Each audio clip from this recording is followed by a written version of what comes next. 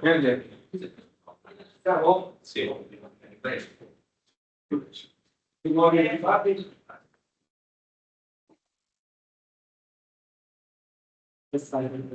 Yes, no problem. He's Gala. I think he's one of the biggest experts in the religion of assessment of church. He was led, he's approached many European projects across different countries, and he helped Italy very heavily during the pandemics with his mobile test and tomorrow today we will adesso nel biological risk assessment and how to correct sample, the type of field and multiplication. It's one of the most interesting point that we also introduced during the last opportunity in really campus test and so it was other subjects and just Thank you very much. Thank you so much for this kind words. So, would buongiorno Good morning, everyone. Are you all Italian here? No, multinational. Yeah, and it's the second year of training. If I'm not mistaken, you have already some background in CPRM. Not really. So, I will wait for these gentlemen to speak. Hello, good morning. And, okay. People are lucky to found people are specialized because they drive a public bus for. But I propose that we start slowly, because otherwise we will get. I don't know how long we need to wait. Do we wait for people still in the strike? I mean, they can go. Look, honestly, this is a course, a lecture course, but when you have, if there is a point you do not get and you want to ask a question, just that. It is unofficial. It is not like a formal. I like this type of discussion, so if you have any kind of comment or questions or something that isn't clear, please tell me immediately and we start discussing in chatting. I made something especially for you, but okay, it doesn't mean that we need to go to the end of all the slides I made. It is more like introduction to the biological complexity and what we can do with it and how to understand what is the biological risk and what resources we have to do risk assessment. Why is it so important? You see that that's the big title, because we are involved in many EU projects where we work with first responders. You know what first responders are, police, civil protection, even armed forces, it can be first responders. And the problem is that we see with police and civil protection is that they have very poor knowledge, because no training and no education to the biological risk. They know about chemical risk, they know about radiological risk, they know little about biological risk. A little bit better now since the pandemic, with the COVID, because okay, we were bombarded with a lot of information on it, but still. So that is exactly the purpose of what we will do. So sampling, detection, identification, not in technical details. There is no technical details, but showing you what results we have and keeping an eye of what first responders can use. Because I could tell you a lot about what we do in reference lab, big lab. You would be lost and it will not be useful for you.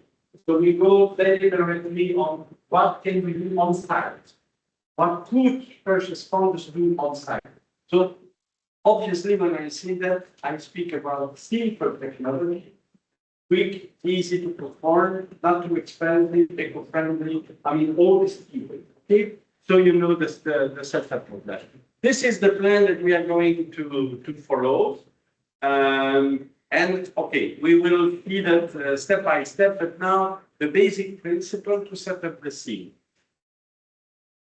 So basically, when we talk about first responders and victims, first responders, they need to save life and to preserve their own lives. That's the first point, and it's very important.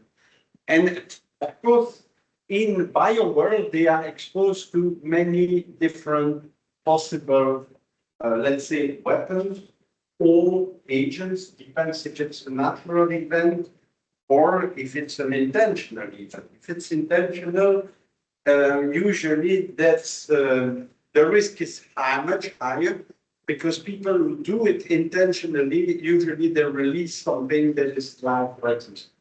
Otherwise, it has no value. So they like to show that they can really be harmful. In this, we have toxins, of course, but we have really a lot of different things that we are going to review quickly.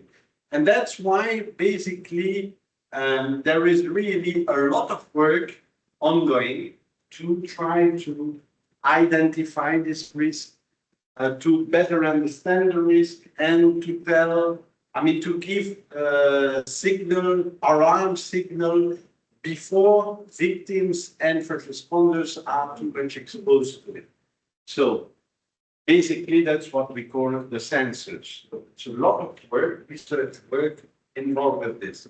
So basically, this risk assessment should be improved for the people you see here, police, firefighters, civil protection, and of course the victims that are exposed. That's what we are talking about. So when a first responder arrives on site, what does it see?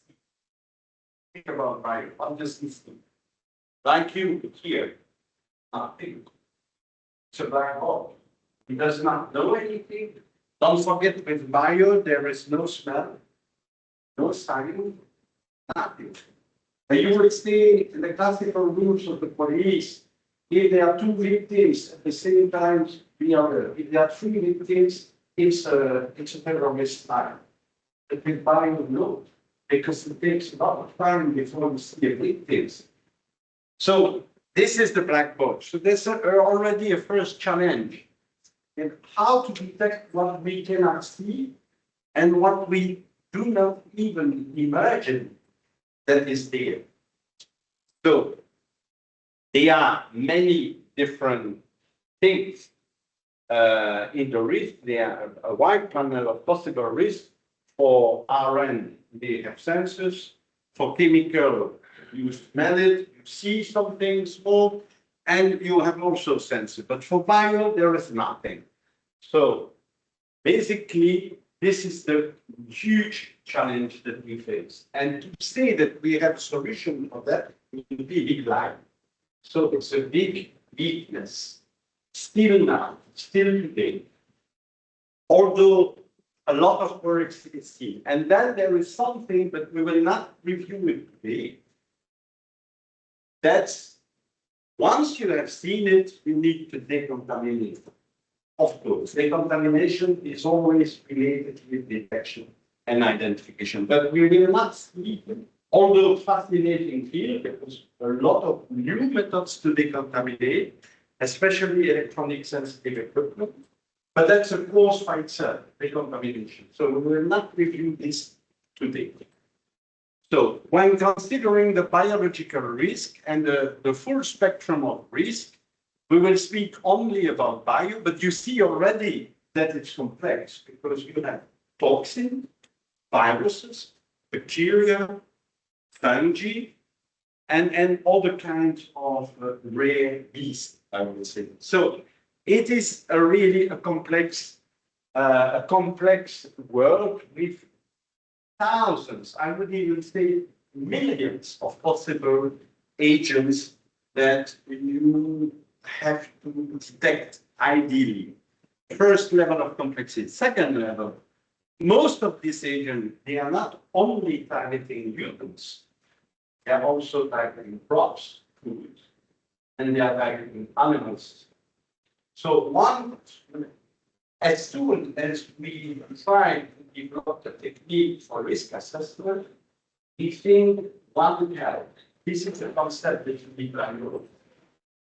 Good morning. Good morning. We apologize because we decided collectively to start. Oh, no worries. Thank you.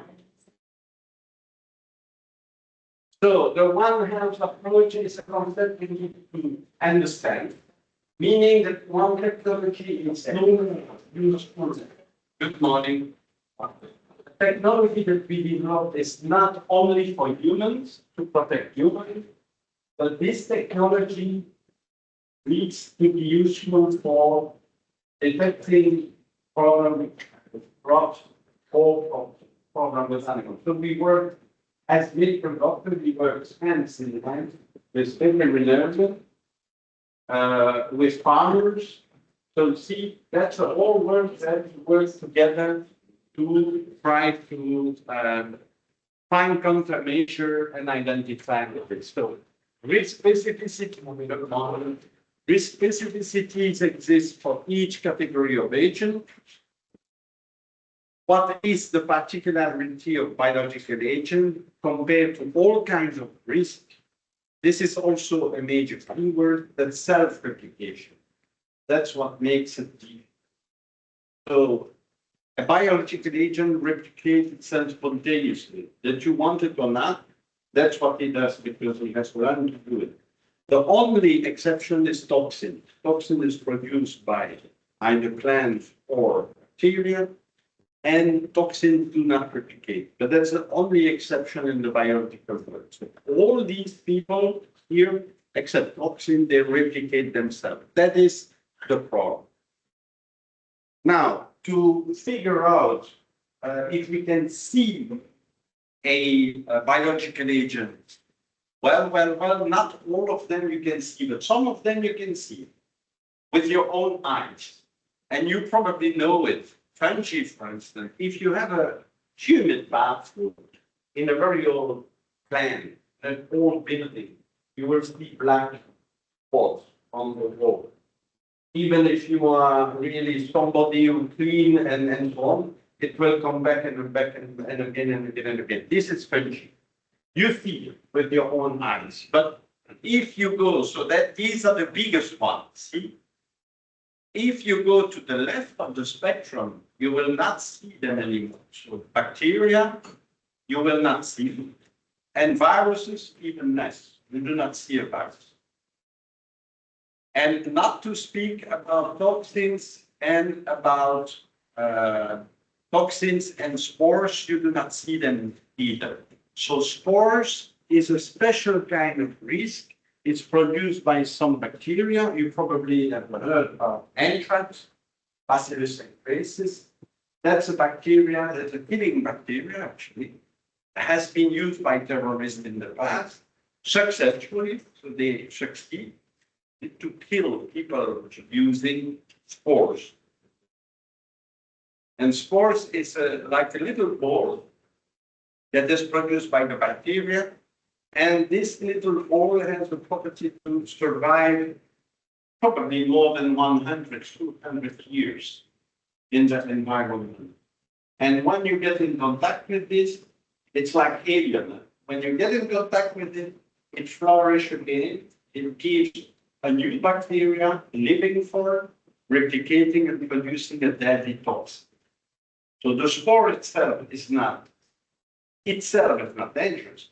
But when you inhale the spores, it gets stuck in your lung, gives a bacteria, Bacillus anthracis, what we call the vegetative form, and this bacteria is going immediately to produce deadly toxin. So anthrax is one of the major bioterrorist agents on the list of the possibility. It's not the only bacteria that produce toxin. You probably have heard about botulinum toxin, botulism. This intoxicates food, and unfortunately, without being a terrorist, you can die from botulinum toxin if you buy bad food in a cheap shop, and food that has not been conserved very well. And every year, they are either in Belgium, inside the EU, people dying from botulinum toxin. And it's not necessarily terrorism. And you have tetanus, Clostridium tetani. You know the tetanus It's you get vaccinated. So that's another form of sport. Also, you can have. That's it. So this is the way biological agent can not only they self-replicate, but they can be dispersed by different ways that you see here. We will, at the end of the course, review this a little bit more in detail. So I do not spend much time here, but you see that the complexity of the biological world is that many support can be used, including the wind, food, and living livestock to spread the biological agents further. So this is the main difference with biological agent compared to chemical and radiological agent. Chemical and radiological agent, when you have a heat, a crisis situation, you know immediately how many people are victims, and that's it. It will not increase by the time. With biological agent, as they can self-replicate and contaminate further people who were not exposed initially, you have more difficulties to contain this agent. So that's a major problem. So not all the biological agents are deadly. We shouldn't exaggerate. We know those who are deadly, and we call them high consequence pathogen. It speaks for the mind. High consequence means when you face this agent, fear for your life. That's what it is. High consequence pathogen, what are they? Well, easy to understand. They persist in the environment like spores. Spores persist for hundreds of years. They spread very quickly. So let's remind you the COVID, which spread quite fast. That's what gave the pandemics. But COVID is not the only one. The SARS-CoV-2 is absolutely not the only one to spread very quickly. Things about variola, smallpox in the past, you probably have this in the back of your mind. So there are many agents that can spread very quickly. So this is really, and then a high consequence pathogen have a high morbidity, means you are really, really sick and it incapacitates you, or you die in the worst case. These are high consequence pathogens. So the parameters, we are not going to discuss too much about it, but the more stable they are, the more infectious they are, the easiest transmittable they are. And with a short incubation period, well, the more dangerous they are. So this is the parameters that define the way they are going to persist if they are stable, and they are going to spread if they can be transmitted easily. And the morbidity and mortality also different parameters that we use in medicine. That's how pathogenic it is. We talk about virulence, that's something you understand, something that's highly virulent means it's dangerous, lethal, and more you have heard about it as well. The resistance to drugs and vaccines for bacteria is increasing in the world sharply.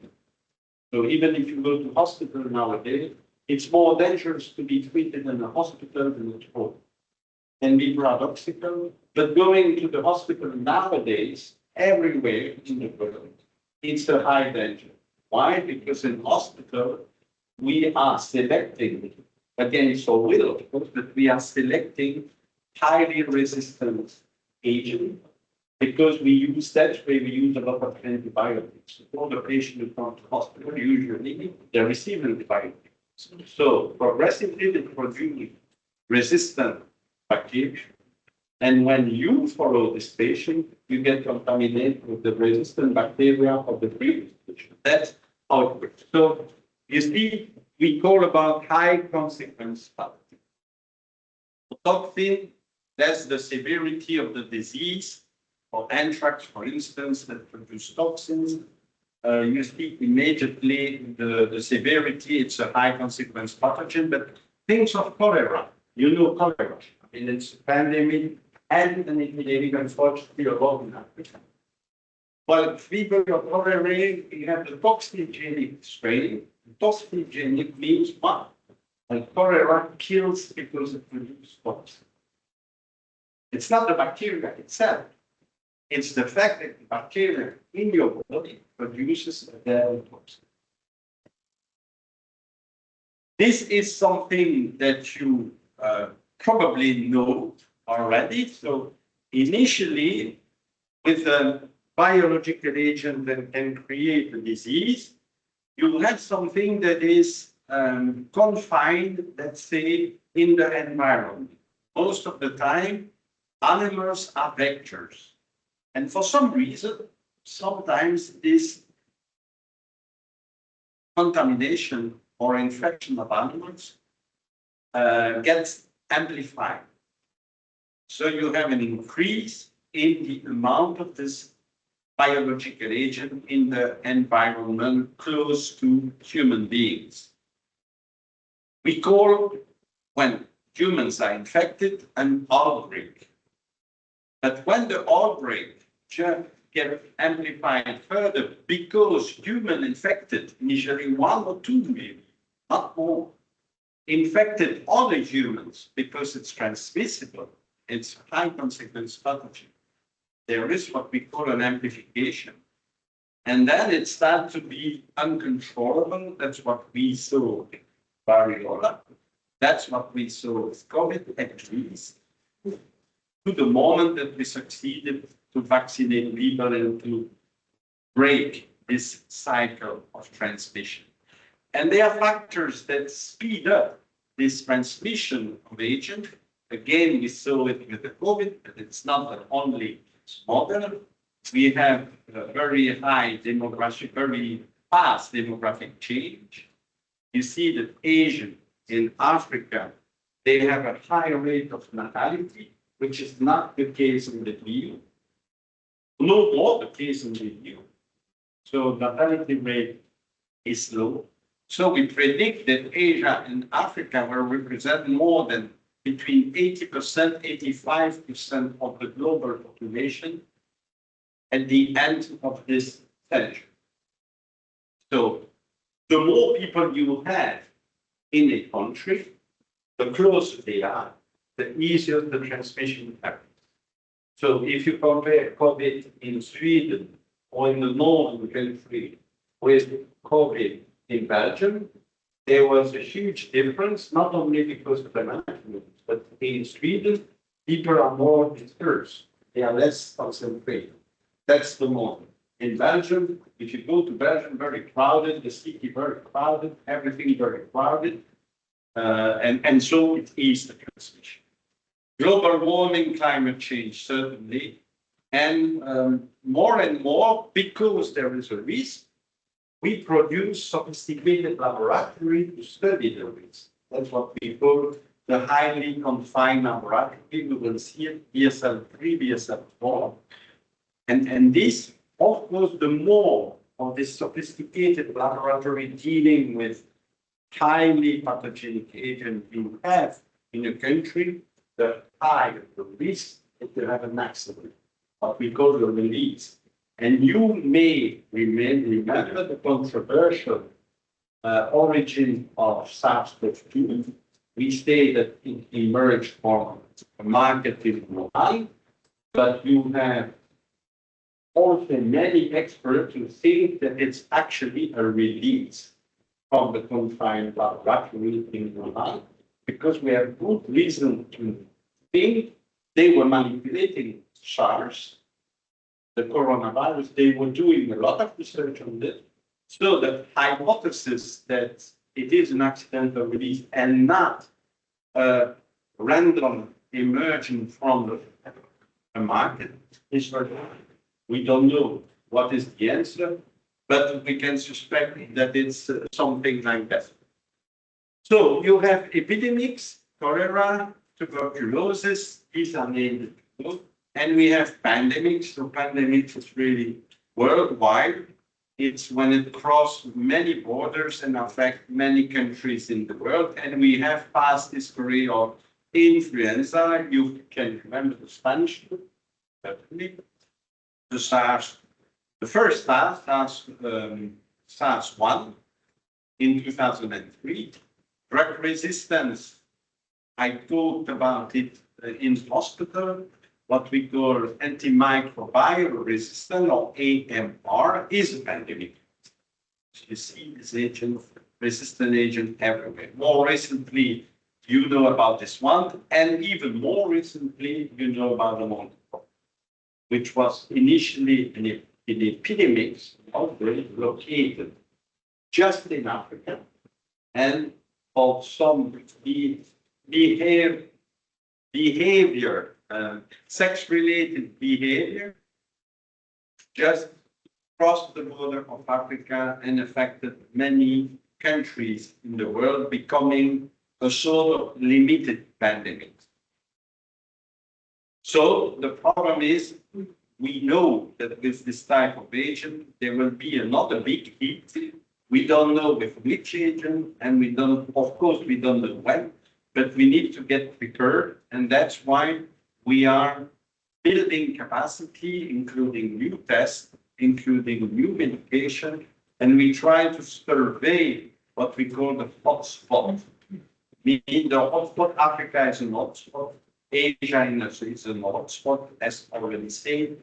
Many people, crowded people there, and a lot of contact with wildlife and animals, because the space is limited, so they get closest to forests in Africa, and also climate change change the behavior of biological agents. So all this is actually speeding up the problem. So we need work on identification tests, what we call differential diagnosis, and this is what we are going to speak about. So this we have seen. This is the model of chemical and explosive crisis, and this is the model of biological progressive spread with replication, and what we call the cascading effect. So it gets worse and worse and worse. We get more and more and more people involved. Hospitals get overloaded. Nobody can really take care of every patient individually, and we end up with lockdown. This is a story that you have heard already. This I will skip. So an important point for us is also to understand this pyramid.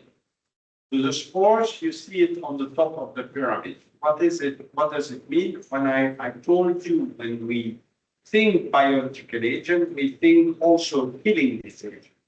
So, of course, drugs can kill the agent, but decontamination is also something we use to clean a building or a contaminated place, especially when contamination results from terrorist act.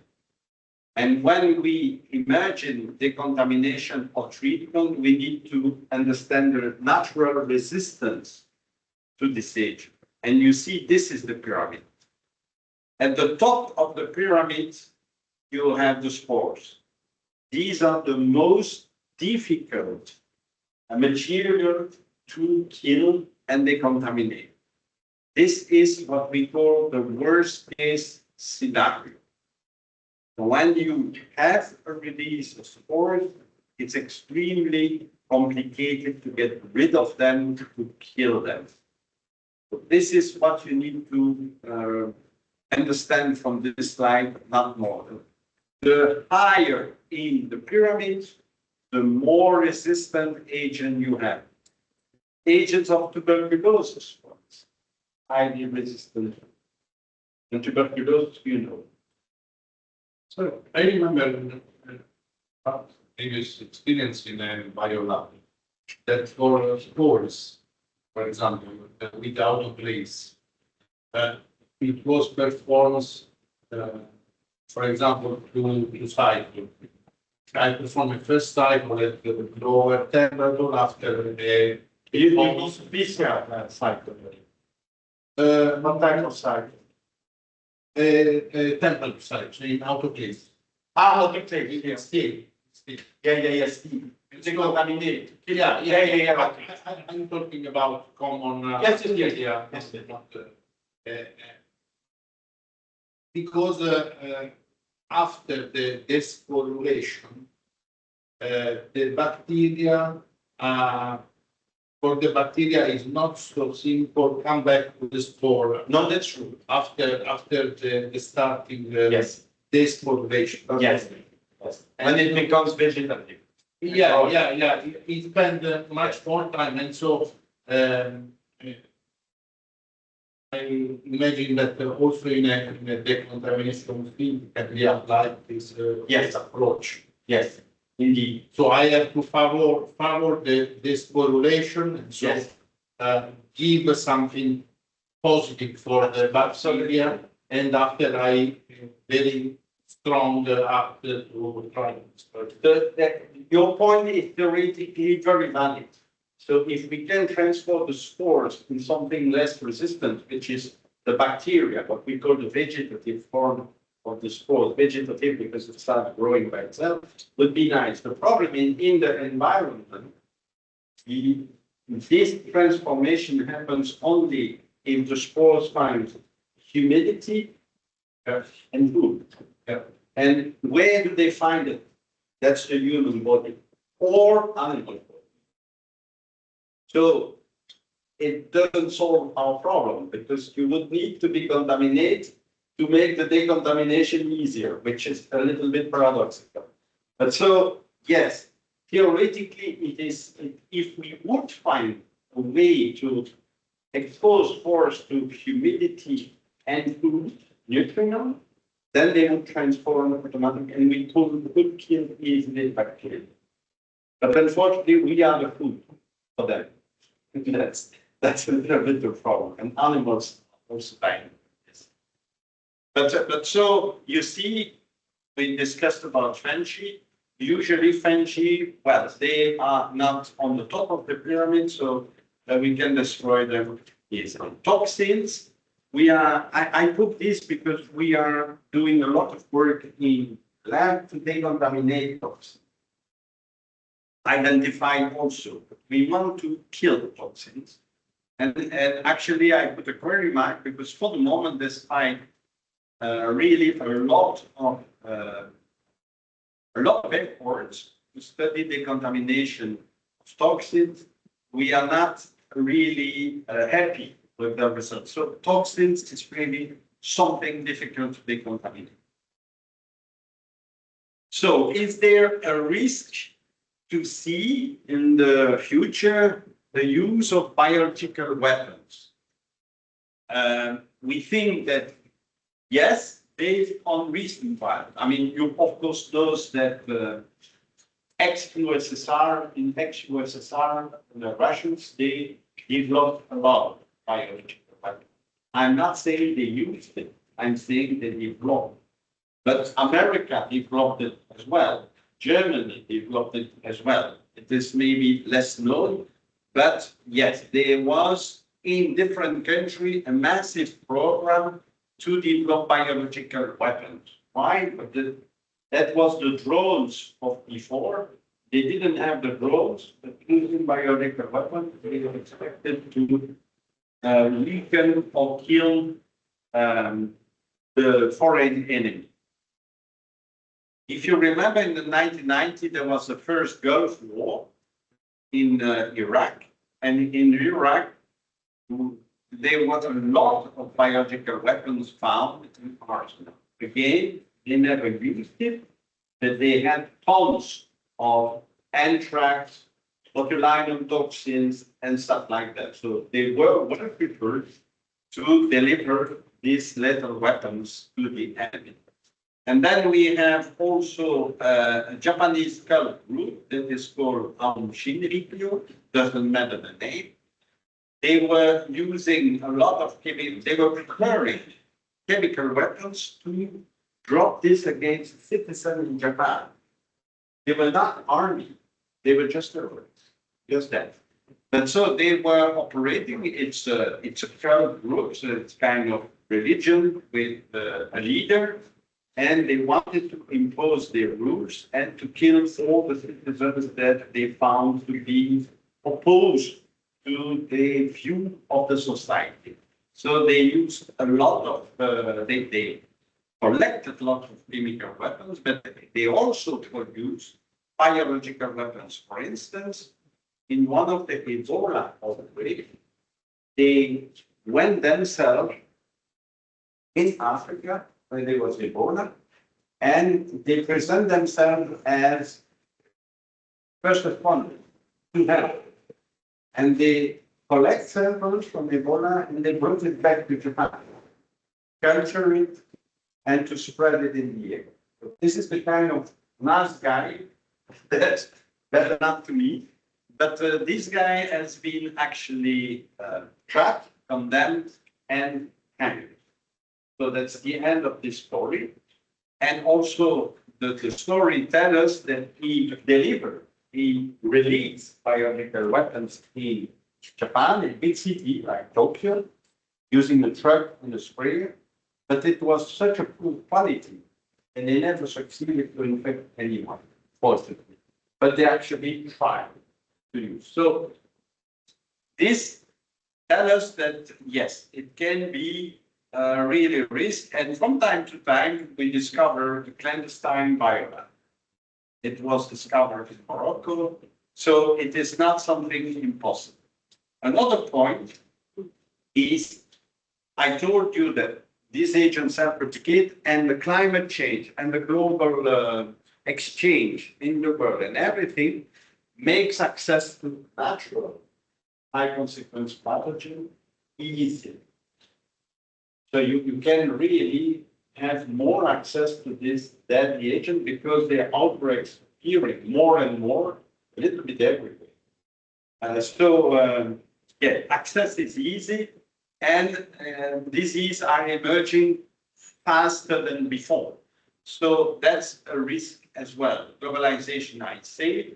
And also you have to admit that in Africa, the surveillance is less than in Europe. So people are free to behave as they want and collect a little bit what they want. And they can collect cholera quite easily because there are a lot of cholera people. So that's a risk.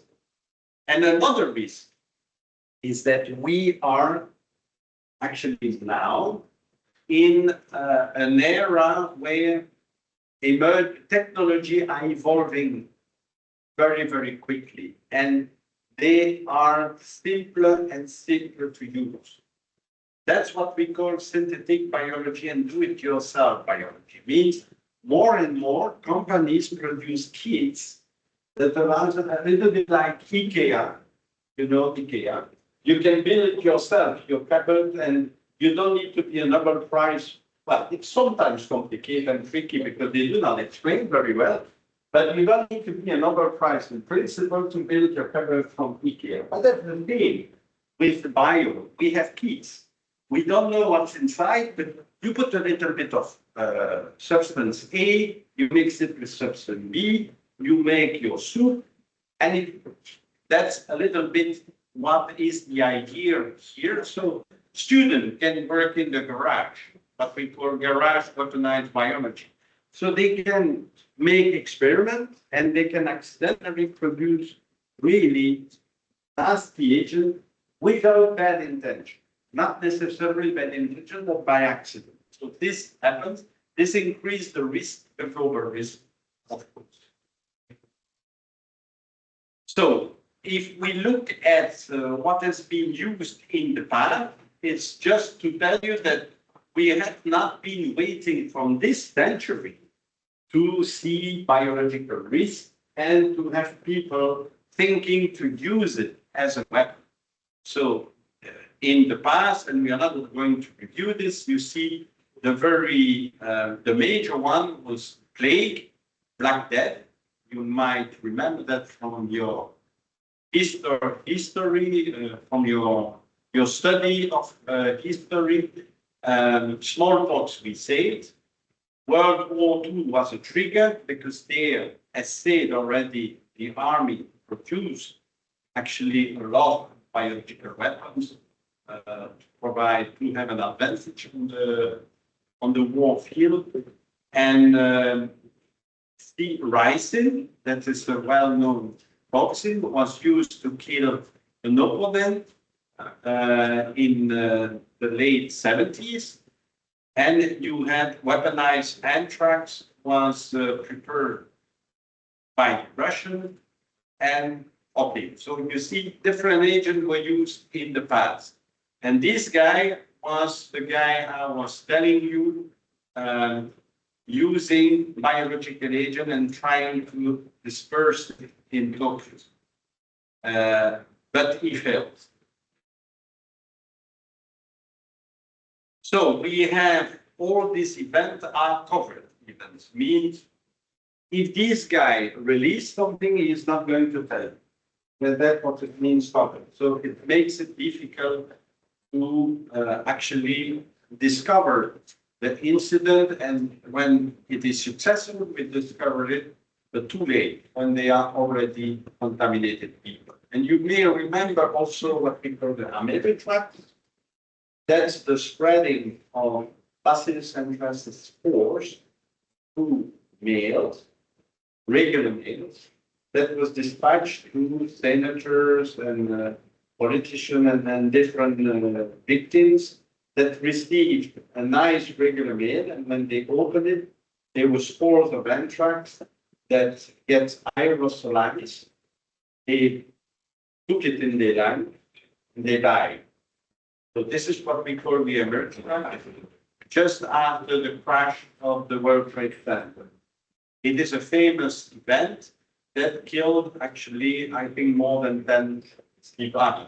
22 people developed serious risk and 5 people died. And it was one of the major inquiries to find the perpetrator that delivered that. And it was actually a scientist. It was somebody working in the lab, having access to the raw material, and for some reason being frustrated and preparing and delivering these mails containing infected. So the rationale is easy. Why to use biological weapons? Because usually you can get them easily, especially now, produce them, and you know that it will disorganize the total disorganization of the society. You can use it against different targets, not only humans, and all the rest, you know that it can be highly lethal and create a lot of annoying disease. But also, it's cheap. Biological weapons compared to nuclear weapons. Nuclear weapons, I mean, you can imagine from the problem in Iran, how many billions euros they have spent to try to create the program producing or enriching uranium. It's really very expensive with sophisticated infrastructure. Biological weapons, not at all. $1 to cover decontaminate 1 square kilometer. So it's the cheapest thing we can do. So it can give you an idea. Now, when we discuss this risk, these are the location or the type of incident we have already spoke about. We have spoke about natural outbreaks. So natural means these bugs like cholera, they are present in the environment. We know them, we try to monitor them. But okay, it creates epidemics from time to time. That's a public health point. This risk is growing, you know it. Now you have intentional release of agent. We also spoke about it. Or new chimeric agents, that's the garage biology. So someone with bad intention could produce an agent that is no more natural, but make it genetically engineered. This is also a growing risk, especially when people are furious against the politician. And you know that for the moment, many people are unhappy with the way the politicians are governing the country or the world, to put it that way simply. So the more turmoil you have, the more risk you have to have frustrated people with knowledge to produce chimeric agents, mean new type of agent, and to release them intentionally. So it is not the same, but it can be false agent, so agent that naturally are known naturally but used intentionally. So this is another type of risk. The accidental release, I talked about it already. So both of this is a security problem. Of course, it ends up to be a public health problem, but initially it's for the state security problem. And then we also discussed this, daily infection in hospital, it's a public health problem. And it's your problem when you go to hospital because you face this risk. So this is the panel of scenarios that are considered all the time when we try to make a risk assessment. So we have different level of risk assessment, but they are all in the same basket. That are all about potential dangerous agent life. This is really the summary of the whole thing. Now, what does the society do to decrease this risk? Do we do something? The basic principle, you know all, and even more. I mean, now you really have a fair understanding what is the biological complexity. What do we do to avoid that people use or stockpile this type of weapon? But there is a famous convention that we call BTWC for Biological Toxin Weapons Convention. It is not a new one. You see, it's already, let's say, 50 years ago, and it officially prohibits you to develop, produce, and stockpile this type of agent. The problem with this convention is double. First, not really every country signed it. That's already a problem. So if you do not sign as a country, it's a problem. But the second and most important, the major country like America always refused to have a control. So they signed it, but nobody is allowed to go and check if they lie or not. Means if they produce something unofficially or not. Yes. What is the role of the implementation support unit? What is what? The implementation support unit of the biological. There is no implementation unit. So every country signed and is trusted to implement itself. Yeah, the other thing, in the lesson we were discussing about this, and they said that this implementation support unit that has only 4 people. But I don't know what the guy who told you, what does it mean by implementation unit? But what does it mean? What is the definition of an implementation unit? There is nobody, Belgium has signed this convention, France, Italy as well, of course. That nobody is going to see from outside, so not an Italian or not a Belgian, nobody is going to go in the country and implement law enforcement. That's the responsibility of the country to organize itself the surveillance mechanism. In Belgium, for instance, I work on biological, not weapons, but biological agents to find new tests, new drugs, and so on. Okay. I'm not the only one. I mean, many people work back in the study. So what does the state? The state knows that I have left and knows that we are doing things. So to fulfill this BTWC, I'm requested by the government every year produce a report where I describe what type of agent I'm using, what for, what new agent I have acquired, how many of this agent I have planted in the fridge, So I need to be very transparent. This is the implementation, but it's national. It's national. There's nobody from outside Belgium who comes and say, hey, tell me and implement this. Never.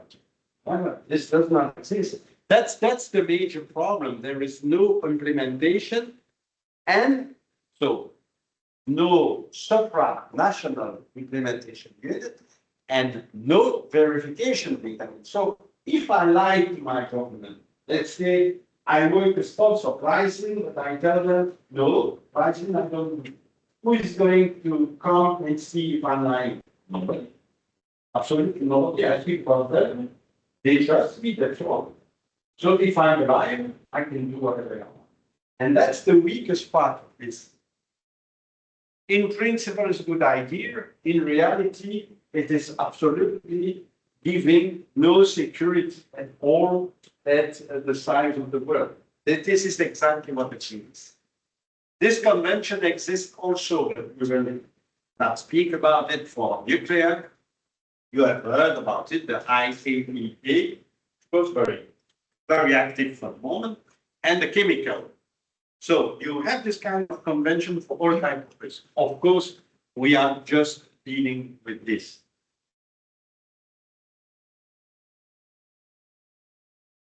And so, yeah, this is a history of this biological convention. Before the 20th century, all biological agents were considered with chemical as poison. They didn't make any difference between chemical agent, biological agent, it was just poison, and it was forbidden theoretically to use it. That was before the 20th century. Then the First World War came with the production of it. Yeah. And all the countries agreed that no, we cannot use it. It's forbidden to use it. But that was all. So why did they decide collectively to forbid the use? Not forbid the production, forbid the use. You could produce, but not use. It was this year, after the First World War, because of the hyperite. And this famous gas that was used in Belgium, on the way, Yper is a city in Belgium where they first released this neurotoxic agent, the germs. So they think no more. We do not want to experience this anymore. But it was very poorly defined. And again, you could produce, sell it to everyone, transport it, you could do everything, but not using against someone. And they thought, okay, it's not enough. And we came to the BTWC convention when all activities was forbidden. So you could not produce, even less weaponize, and you could not support non-state actors. Because, you know, in some country, they say, we do not produce it, and it's true, but they give money to some people that are non-state actors to produce. So they respect the convention initially, but they still support terrorist groups. We know this country. So this is also forbidden, and that was the extra security council resolution that specifically say that you cannot support non-state actors. So you cannot give money to facilitate this type of approach. So there are many articles we are not going to read. But in this definition, no state actor. Yes, we also private company. Yes, absolutely. Not necessarily illegal. Yes. Not terrorist group, Yeah. but any different subject. Yes. You're right. in the state. Yeah. Yeah. So you have official state lab. These, of course, cannot. But the states could. But normally, a state cannot support a company because it would be a competing breach. You know that company cannot be supported by the state except if they have a contract with an official contract with the state to do a service. Okay, but in theory, Yes. if the state is authorized, can provide a contract Yeah. with the Yes. private company. Yes. That is non-state. Yes, indeed. The non-state needs to be controlled by the state to avoid the production of this level. Like me, I'm not a private company, but imagine I could be a private company. I would fall under the same regulation, meaning if the state knows that, and even more, if I have a contract with the state and I produce this type of thing, they need to ask me what I'm doing. They need to control it, even if there is no control. Theoretically, they should control. And they could come to my lab and say, open the fridge now and tell me and show me what you do. Theoretically and legally, they have the right to do it. But they don't do it. That's the weakness of the problem. So, see, these are many articles. You will have the slides. So we are not going to review that, of course, but that really say that you need to destroy it. If you see this barrier, you destroy it. You never transfer it. You take all national measures to prohibit and prevent the development. That's exactly the point you see. So all the national measures to avoid all this to happen. What else? Right to request to investigate. Yeah, you can. If you think that there is a breach, you go to the UN Security Council and you will investigate. This happened for chemical weapons in Laguta.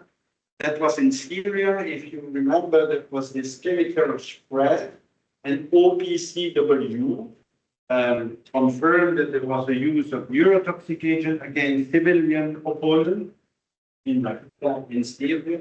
And so the UN was involved to investigate the breach, but that was not PW, it was the chemical weapon convention. It doesn't matter, the principle is the same. Let's say if Ukraine now claims that Russia has released spores or whatever, the UN could be engaged to say, okay, we are going to see if Russia breached the biological weapons convention, yes or no. Actually, this has happened, but for the moment that I know, there is no real evidence of anything. There are a lot of. Okay. In a previous lecture, we learned that smallpox virus Yes. is owned only by two countries, by USA and Russia. Yes, How that it is is the considered? two official stockpiling days, but they are official. The stockpiling days, so they well know, we know exactly the quantity and the localization. These are official institutions, not civilians in Russia, and it's the CDC of Atlanta in America. So that, but why the country should have virus like smallpox? Why? For a simple reason, that's because agent and I rephrase it, because technology for detection and for treating or preventing, prevention is vaccine, treatment is antiviral, it's evolving all the time. So to be sure that your test or your treatment is valid, you need to have the original agent. If you kill everything, I mean, of this official stockpiling, it's fine. But are you sure that there is no hidden stockpiling somewhere in the world that you don't know about? And if you have no clue about this and no way to see if new treatment are efficient against this agent, you put yourself in that. So it was decided the world level, but it's really every 10 years, I think they come out with this project to see, shall we destroy or shall we keep? Or not? For the moment, it was always decided to keep it for these reasons. That you need the original agent to validate new strategy. If you don't have this, you are blind. That's the main reason. Is the fact that one is applied in US and the other in Russia, Yeah, due to political reasons, like the fact that or it's probably one of the reasons, like an equilibrium, like so atomic bomb, they both have it, and so the they control each other, and they know where not to go too far, and to speak kindly to each other, something like that. biological. Yeah, that's probably, but it is more the, let's say, there are many possible factors, but the fact to have the original agent is really something important for new vaccine development. Otherwise, you cannot validate it, and then you don't know if it's sufficient. And if you don't know if it's efficient, no commercial company will engage in this business because there will be no business. They cannot validate. If no business means no new treatment. If no new treatment and someone still have a hidden reserve of this agent, then it's dangerous for the world. That kind of reasoning is certainly the main one, but political probably as well. So that was just to tell you about toxins. Toxins is a complex reality by itself because we talked about the bacterial toxins already, but like botulinum, ricin, that you have many of these, plant toxin, animal toxin, and you have some protein toxins. That's the toxins you can find when you eat oysters, for instance, or mussels that are collected in water of poor quality. So toxins is really, really a complex word. For you, what would be interesting to have in mind, these are bacterial toxins, especially the anthrax toxin and the ricin and neighboring, which are very close to each other. So these are the toxins the highest on the list of possible action. And see, here we come back to these two conventions, the biological toxin convention, the chemical. Because toxins are belonging to both conventions. They are covered by the biological weapons convention as well as by the chemical toxin. So when I told you about who has signed this biological toxin convention, you see here that some country never signed and never agreed to go into this biological weapons convention. So, yeah, it is not something that is accepted by everyone. And as usual, when some countries do not follow the rules, it puts all the other countries in the problem, or potentially in the problem. So never signed, never ratified, 9 countries. It's not many, but it's too many already because it should be obvious you should sign it. Another point, it's very complicated slide. These are the major bodies inside the EU. Don't try to read it. But you have the international level, United Nations, WHO, WHO, NATO, and you have the Commission, different agencies, and then you have the national level. So 3 layers of the cake. Who is dealing with CBRN biological risk? You see that at different levels, you have special organisms, the Commission, DG ERA, DG Santé, DG Eco. Certainly, they have an eye and they try to support research and development in the field of risk assessment. You have the ECDC as EU agency, you know the ECDC, that's the European CDC. And at national level, well, you know that they are actors like in Italy and every EU country. And you have the mechanism by which these levels are interconnected. So just to give you a snapshot that this problem is actually heavily seriously considered. It is not that nobody is doing nothing. It is really something that is taken seriously. Now, let's go to the risk assessment. How do we really, what tools do we use? How long has it been? For 55 minutes or 1 hour already? Because I suggest that we take a break. Yes, we take a break. Okay? Thank you. Why come back in 10 minutes or something? Okay? Ah.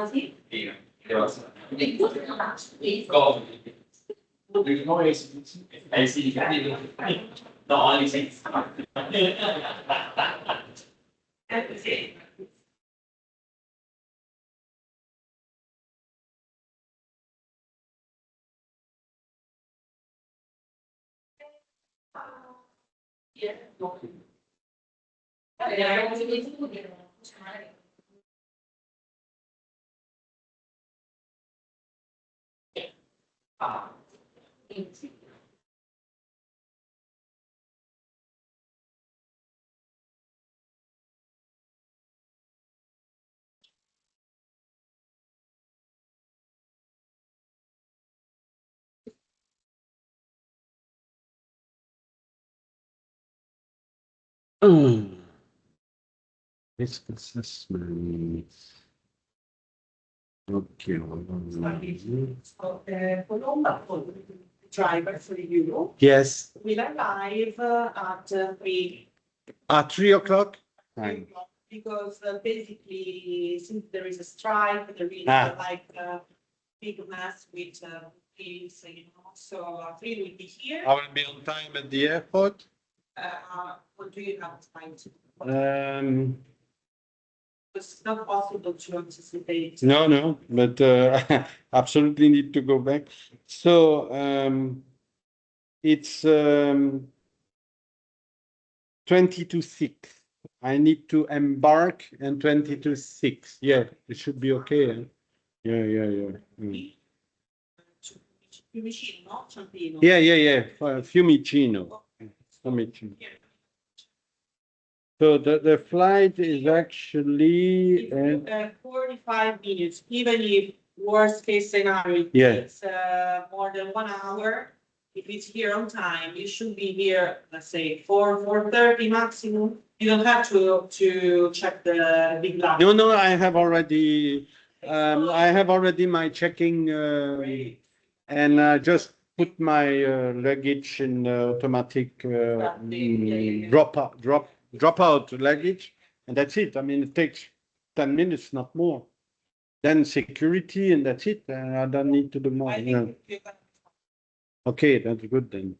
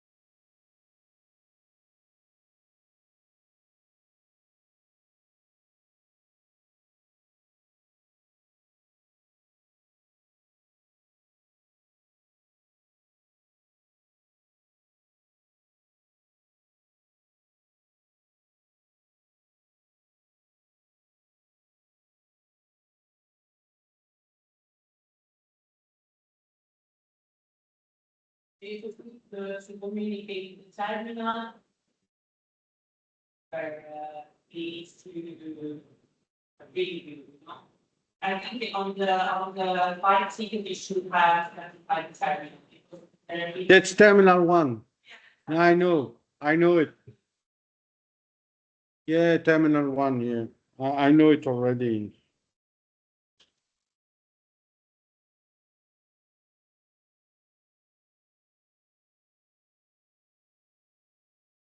And it's not canceled, which is a good news.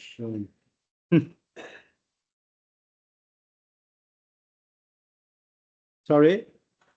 Yes, Brussels.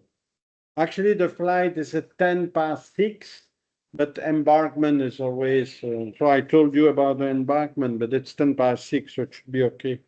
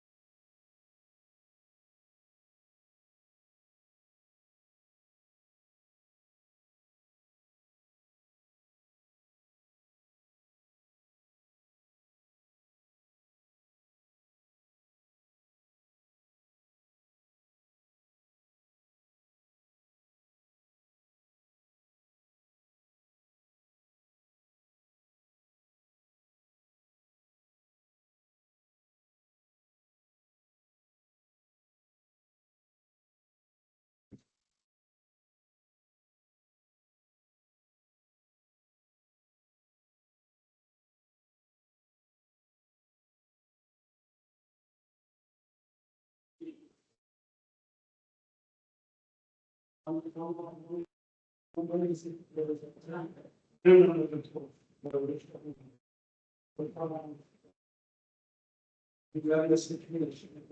night. Yes. The one. Just to be sure. Of course, I mean, No, that's the better, yeah, I mean, if you finish early, it's fine. Yeah, no problem. To take some breaks, fine, but. even though Expected the- any running one of that, yeah, okay. It was just. Thank you.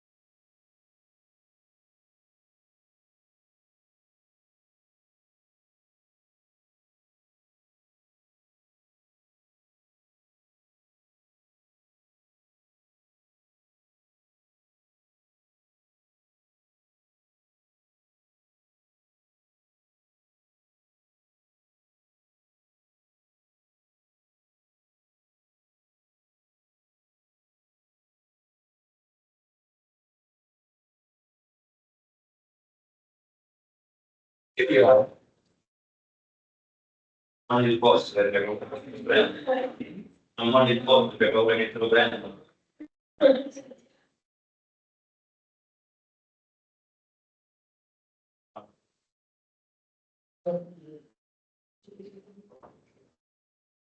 Tutto spiegato.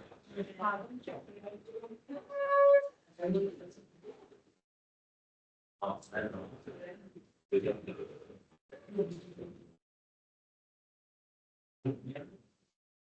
Ah, quando ricomincia il funzionamento. Chiedeva anche lei di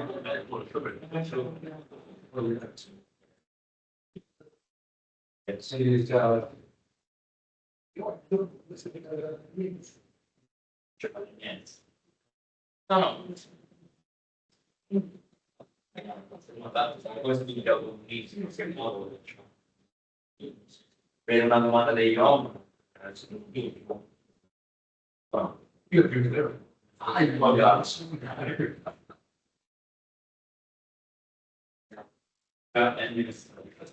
Sì. Primo.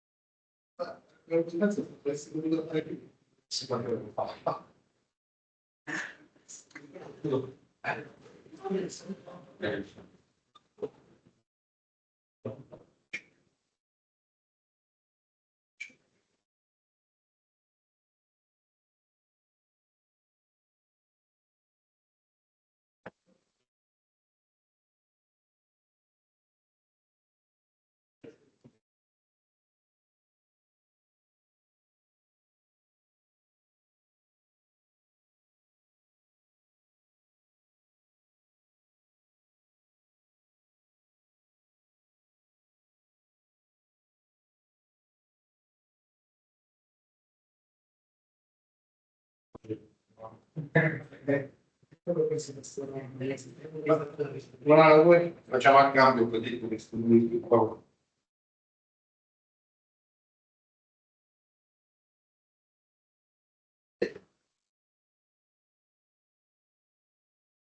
No.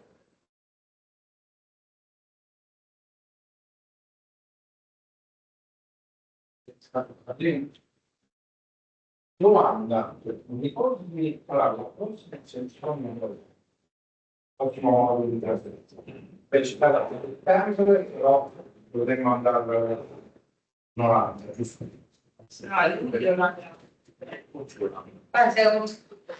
No, all'inizio è una. Settembre ce l'ho oggi. Ah, no, settembre, scusami, sono in forte. Quindi questo è a ottobre, e a novembre di nuovo. Sempre se non ha che si parla.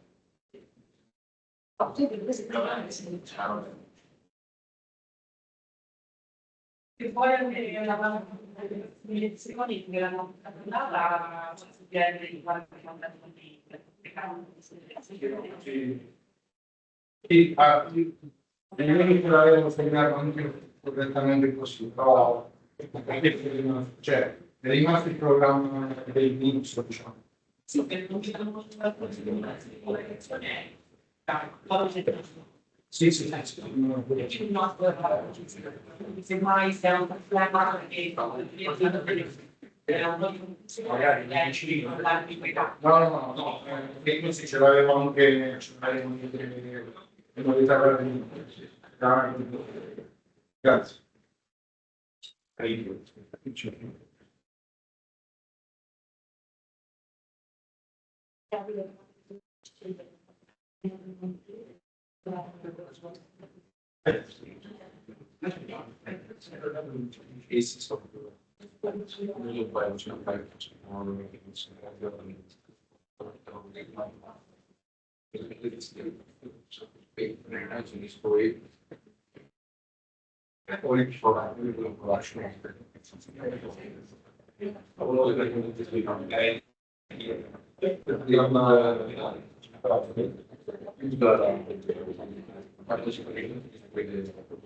Yeah, una volta avresti come il This is not being officially recognized as something that's happened. But you're right, potentially. I guess, but it's not available, it does not work, just. Yeah, no, it's agricultural. So you take it for the agricultural, so you have to open, but it's more like the business for. Yeah. That's not the best thing. Yeah. But like, it's not really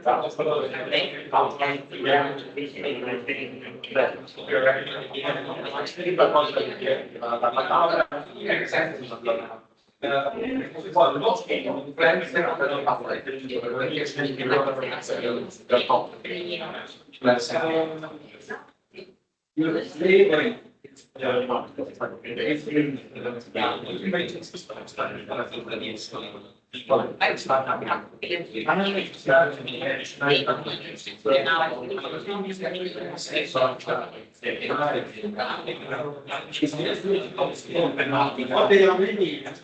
I don't know, but yes, I mean,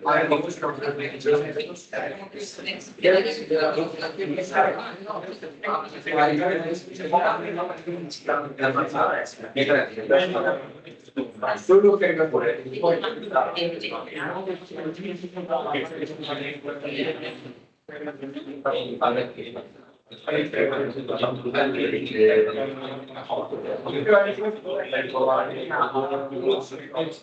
do not speak about it, otherwise it will be.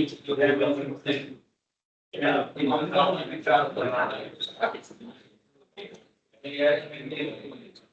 Okay, I suggest that you will start again. So for another 45 minutes, a break meeting. So if I'm too long, let's raise your hand and stay short and have a break, because sometimes when I talk, I think I don't look at my watch. But so here we are going to go to the risk assessment. And first of all, you know now that there is a huge spectrum, a wide spectrum of biological agents. But we need to prioritize. We cannot deal with all of them like this. We need to know what is really our priority.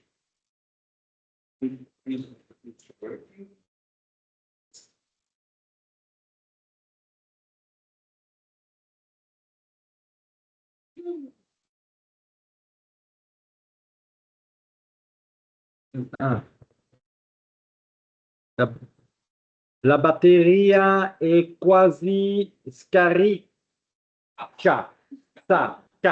Scarica. Scarica. Is correct? Scarica. Scarica. Battery is quasi carica. I think it was unplugged, but It's bizarre because normally you.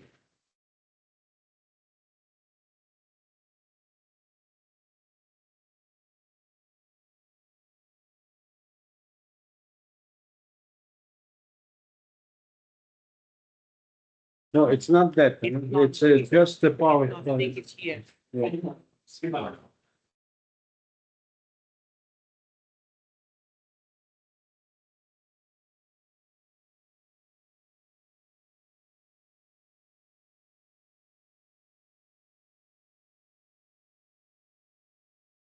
Wait.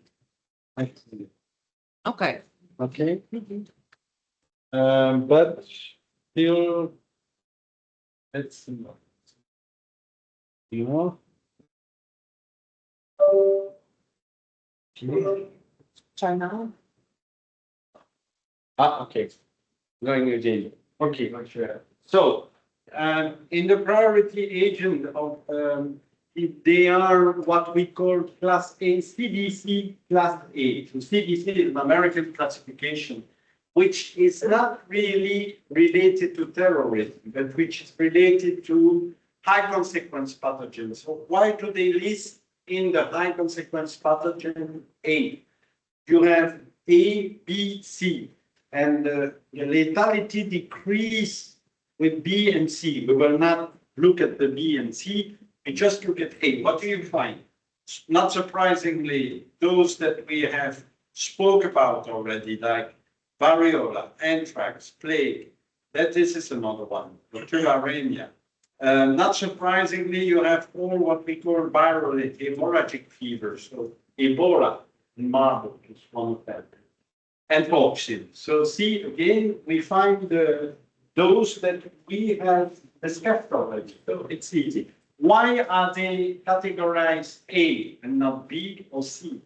That's because of all this characteristic that we review already, characteristic of a high consequence pathogen, so in terms of stability, easiness for dissemination, easily transmitted from person to person, so highly contagious, highly inducing a high mortality and morbidity, etc. So this is why America considered this agent again, not in the context of terrorism, but as a priority agent. But of course, terrorists do the same. If they plan to do something, this is also for them the best agents for the same reason as here. So it's really a risk for national security. So in Europe, do we have the same? Well, yes, we talk about those who like to see movies. Remember the good movies, the dirty dozen. You'll probably remember this, the dirty dozen. But we have a list with the dirty dozen of biological agents. And you see, it's about the same thing, same agent. And this is the correspondence with class A. So you see, we have them all in the EU, and we have a few more on the dirty dozen, but these belong to class B of CDC. Doesn't matter. You see that we have toxin, viruses, bacteria. And the problem is, why are they placed as a priority agent?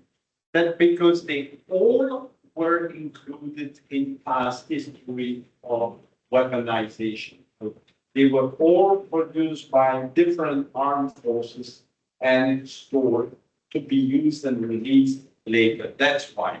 So we know that US, UK, and former USSR, they had stocks of this agent.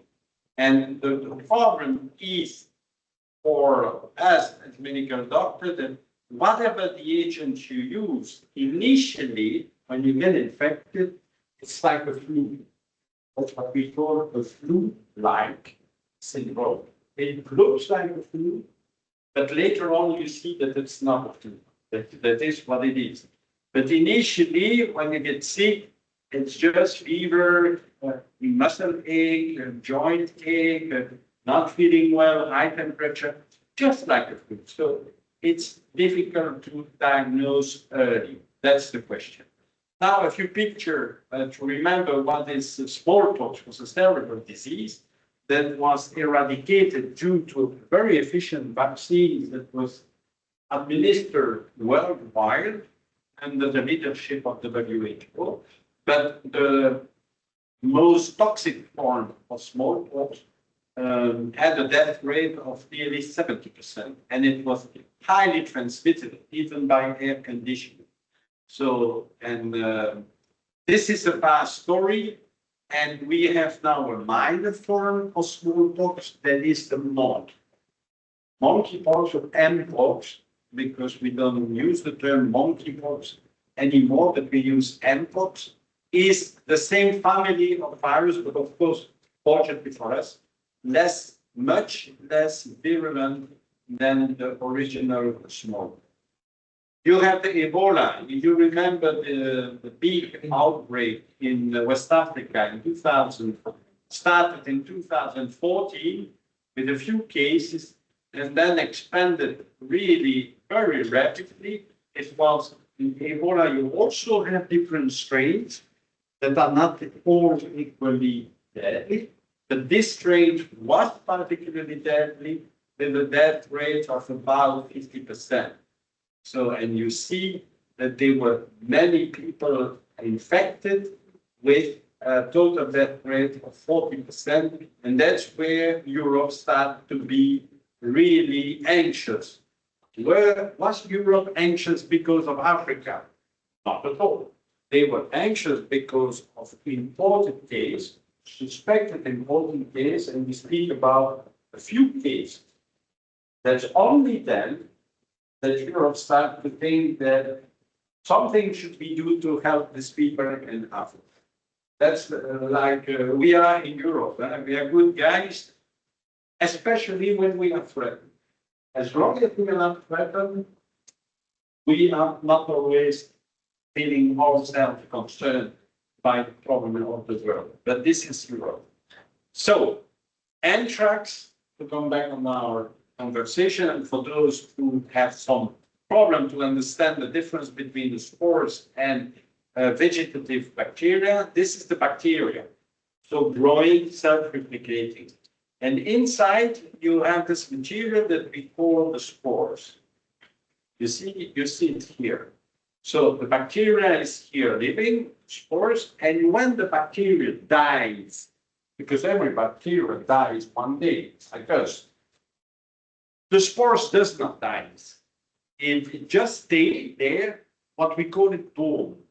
It can stay in the soil, it can stay on a blanket, it can stay anywhere released like that and resist to the heat, the sun, the rain, desiccation, doesn't matter. It stays there and it just bleeds. And when you find food, as discussed, then it gives again this vegetative form that then produce toxins. And you have different forms of infection, so lung infection, intestine, when you eat food containing spores, or cutaneous disease. And cutaneous, that's people who manipulate infected animals. In the past, there was a famous event where it was proven that a country here, it was USSR, produced weaponized spores. This is an accident. It was not intentional release, but the production facility of Sverdlovsk here, they produce tons of spores of anthrax. What happened? You know, it was in a highly confined facility, and you have filters that ensure that the spores are kept inside the facility and do not go outside, except that it is so well organized, fast so well organized in USSR, that one filter was taken back for replacement by one technician, and another technician had the mission to place a new filter. But the new technician either forgot or didn't do the job. So they was basically for a while no filter.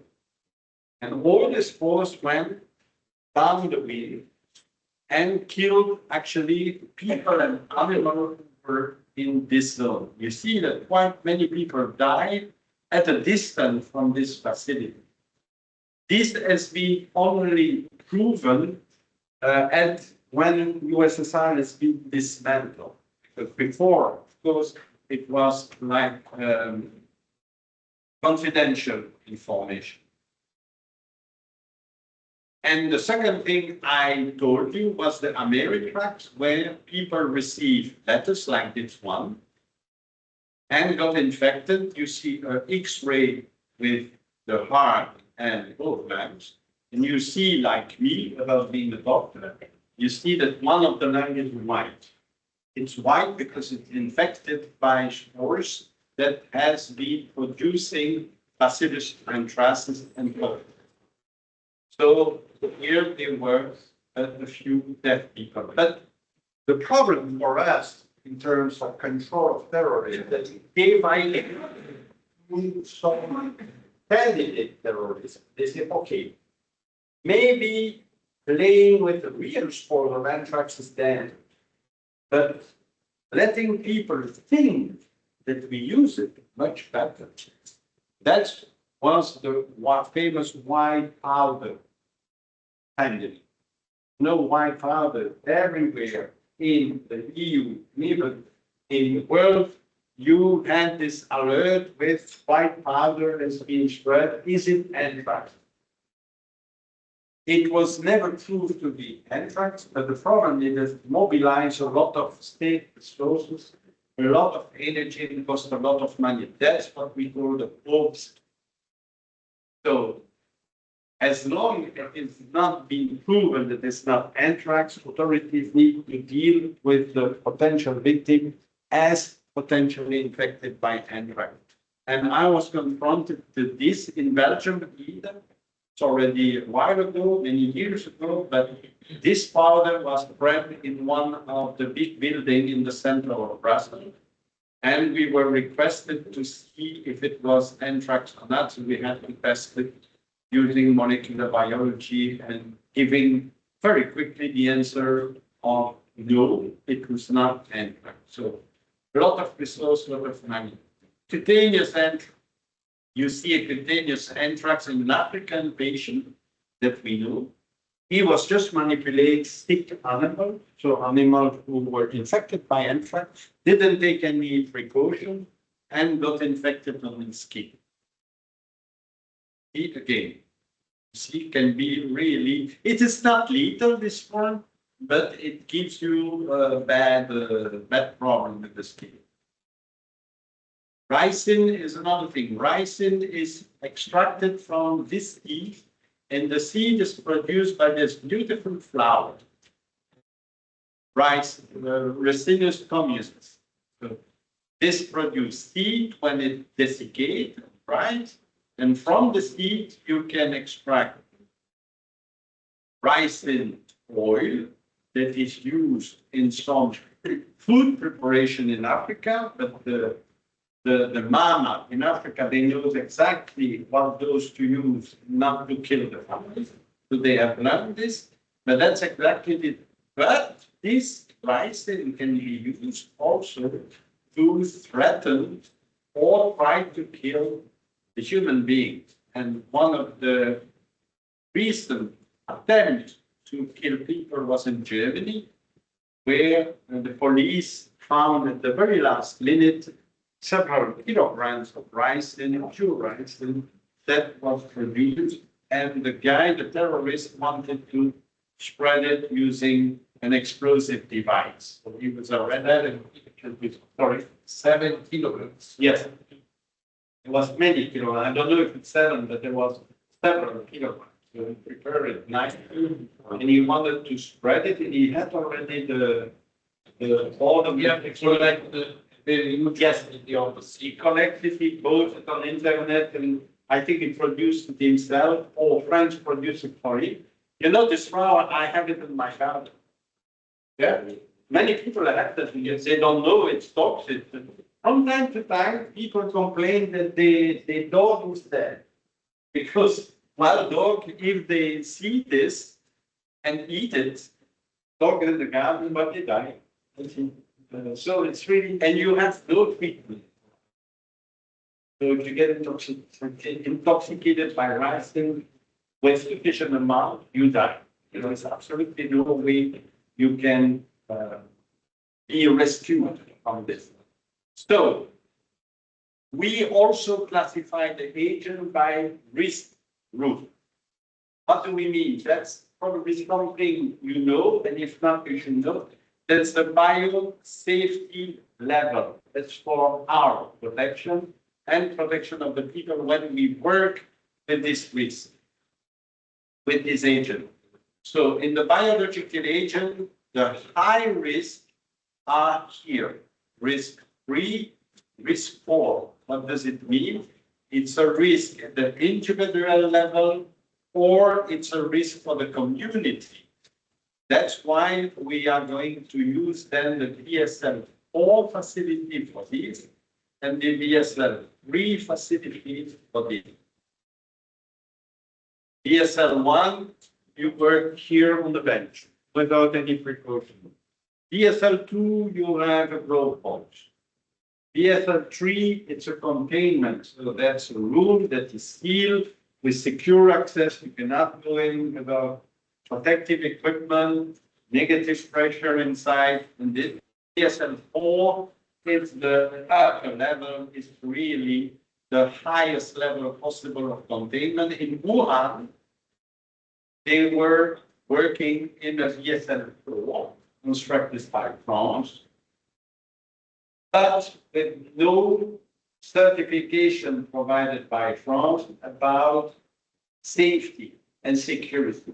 Means they did not want to follow the French regulation in terms of safety, security, and France said, okay, we are not sure you are going to work well, so we get out of this fight. And France didn't want to be involved anymore in the management of BSL-4.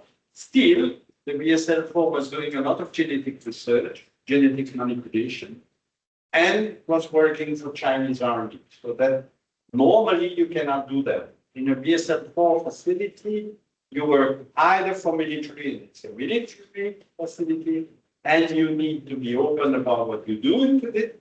Either you work for civilian, purely, but in the Wuhan lab, they had joint program between civilian and military. So that's why many experts think that the problem of the COVID is not as simple as it has been proposed to the media. But again, there is no evidence and no proof of anything. Sorry, but the providing the equipment for the lab Yes. from France to France. Yeah.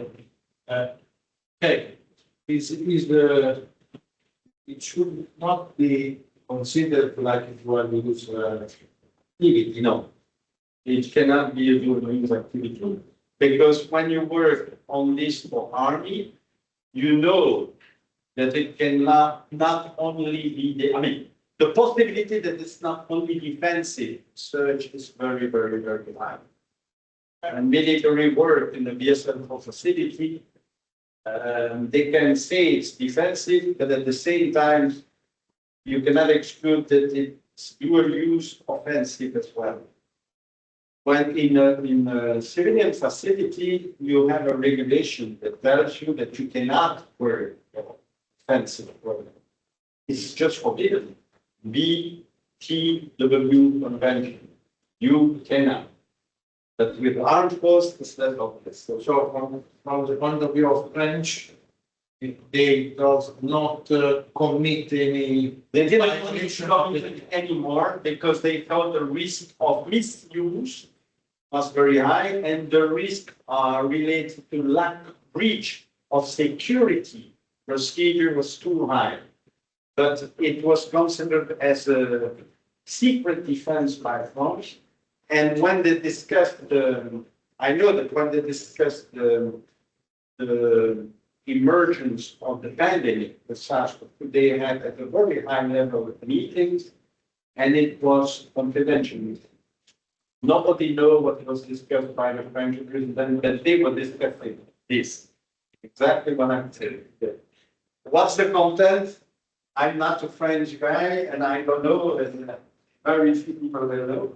But that's too bad that it's very sensitive. All this is very sensitive and potentially very, very dangerous. So, yes, here, of course, as I say, the BSL-4, you need to have, the astronaut suits, protective suit, you have filtering, you have everything. In BSL-3, the same, but a little bit less. And this is the difference. See, this is our own mobile. We are working on Ebola in Africa. But we work on samples that we have preliminary inactivated. So you see, we just have a single protection, nothing special. Here, it's also our lab. We were working here on the white powder of anthrax in the building after the release of white powder in the building in the center of Brussels. One of my collaborators, you see that's a BSL-2 because, yeah, the white powder, what we knew already that it was probably not anthrax. We didn't have to go to the maximal procedure. Here it's BSL-3. You see these people are really heavily protected with mask, shield, and so on. Here is BSL-4. They really have the oxygen at the back, and they are totally protected. And this is the highest level of facility possible. Okay, so this now we are going to go on the technological side to show you how we practically identify this agent. Of course, again, not in technical details to give you an overview. What is, I told you that the biological world is complex in terms of size, in terms of toxicity, etc. Viruses, bacteria, all complex. But the sampling is also complex. What kind of samples in case of a terrorist action? What type of sample are you going to choose to analyze? This is a key question. Is there any good answer? No. Will you know exactly what is the best sample after this course? No. Why? Because you have a choice between many things. Are you going to take an environmental sample? Even if you have a victim, you could say, okay, But I go and take samples around the victim, not on the victim of inputs. Okay, you have different matrices, air, soil, water, food, crops, many different possibilities. And biological sample, that's where you take some sample from a living organism, like a human or an animal, blood, CSF, so cerebral split fluid, cerebral spinal fluid, so from the spine, lung, feces, urine, tissue, biopsy.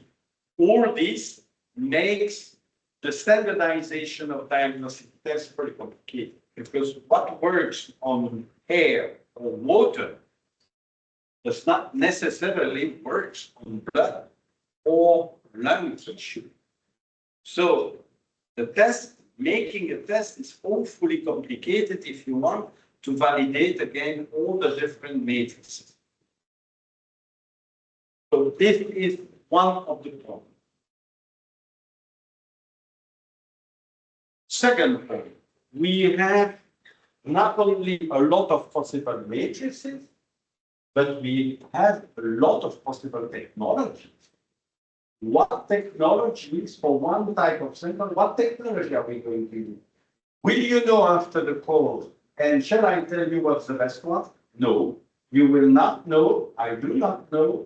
And nobody will know what is the best. But I'm giving you the way to think about it. We classified roughly in terms of what is a class of technology doing. There is a class that you know, looking with your eyes, microscope. You see, you know, you understand what is microscope. Microscopy, if you look at the advantage in terms of detection, identification, monitoring, sensitivity, specificity. Sensitivity means how good am I to detect minimum amount of data? How far can I? Can I see one virus or 100 viruses I can see? If it's 50 viruses, I do not see. This is the sensitivity. How low can we perform with the technology? Specificity means if I have an agent, how sure am I that this agent is the very agent and not something else? That's the specificity. And response time, you know, how fast can I be in telling my authority, sir, I have something, I see something. Well, microscopy is excellent because you can provide an answer very quick. But you see the smiley, it's not specific that you see maybe something, maybe, but you don't know what it is. With your eyes, it's impossible. The bacteria looks like another bacteria. So you cannot say what it is exactly. Sensitivity, well, not very good. But it's a first screening, so it's very good in terms of response time. So if you really want to be efficient, you will not rely your answer to the authority just by microscope. Antibodies. You remember the COVID, we were all taking swabs and testing if antibodies or antigen, blah, blah. This is immunology. Is it good? Response times, we know it's just quick. In a few minutes, you could say, I'm positive, I'm negative, fine. Specific sensitive, yes, can be with the best antibody. But can we really detect something? Not sure. And so it is good, but again, not the only test to be used. Then we have more sophisticated tests that are based on the genetic material of the agent. We analyze the genetic material, and then you see that it's already started to be much better. We have only good smileys. And then we have sequencing, meaning we get the genome, we cut it into pieces, and we analyze it with sophisticated equipment, and we know and we reconstitute exactly all the genome of a bacterial agent or a viral agent. And looking at the genome, we can say, this is this agent, because The genome is like a signature. It's like your identity card. When we have your genome, we know exactly who you are. You are unique. Everybody is unique. Bacteria are the same, and viruses the same. That's the genetic signature. We need to sequence. That's what we get. See, it is absolutely slow. We cannot detect quickly, but it has also a lot of good smiles. So what would be the physical means you don't touch the sample. You use a laser, you hit the target and you see if there is a fluorescence signal. This is physical. You don't do any analysis. You don't even take a sample. You just look at physical method. That's what it means. And you see both, not the best. So what would be the best? Actually, more and more, nowadays, we combine. And not surprisingly, AI is a defender. Machine learning, AI is really the key to improve the detection and the parameters that allows to quickly identify the thing. Then you have here this title, targeted and non-targeted. What does it mean? Targeted is you have the CDC class A list, all the dirty Belgium from the ECDC, and you say, in this case, I think it's anthrax and I'm going to test anthrax. This is the target analysis. Means you go for something profitable and you test specifically anthrax. If it's not anthrax, your test will tell you it is negative. Negative does not mean there is nothing. Just means to you, I thought it was anthrax, it is not. But it could be something else. Agnostic means whatever is in my sample, I will get the answer at the end of the day. Whatever it is. So I don't need to think what is probable, what is not probable. I don't care. I take the sample, put it in the black box, and the black box tell me at the end of the day, this is smallpox. Without any anticipation of a possible value. This is the two different approach. They are both excellent, but you see that this one is limited. Because if you go for something, and you say, I think this is this one, and it's not. Then you go for another hypothesis. Oh, if it's not that, it's maybe that, and it's not. And then how many tests are you going to perform? And when are you going to decide? Having all negative tests, having performed 100 tests, all negative, when are you going to decide to stop? That we don't know. As long as you do not have a positive answer, there can still be something present that you did not test. With the agnostic approach, you eliminate this uncertainty. Agnostic means I will get the answer whatever it is. Much better. Unfortunately, much more complicated. Faster and gross. Much better than targeted, but much more complicated. Much slower. That's what we call sequencing. So agnostic is based on sequence. So these are the combination. Usually, when assessing the risk, we combine existing methods and we combine all these methods. So we want to be quick, but if we do not see anything, anyway, we go for rapid tests because immunology is very rapid. And then we combine with slower tests. So that's the combination that helps us to finally evaluate the risk. But you see, it's complex, it's slow, it's very expensive. Is it optimal? No, it's absolutely not. But that's what we do because we use what we have. And so in the lab, what do we do to validate the technology? Are we going to use reagents? No, we use what we call stimulants.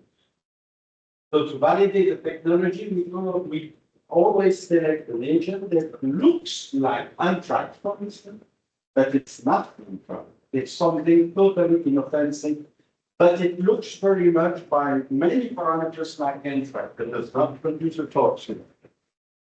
So these are the similars. So virus, spores of anthrax, bacteria, we have similants for every kind of agent that we want to analyze. And we need to use similants because it is safe for human, easy to use. We can detect and quantify and repeat the operation as many times as we want.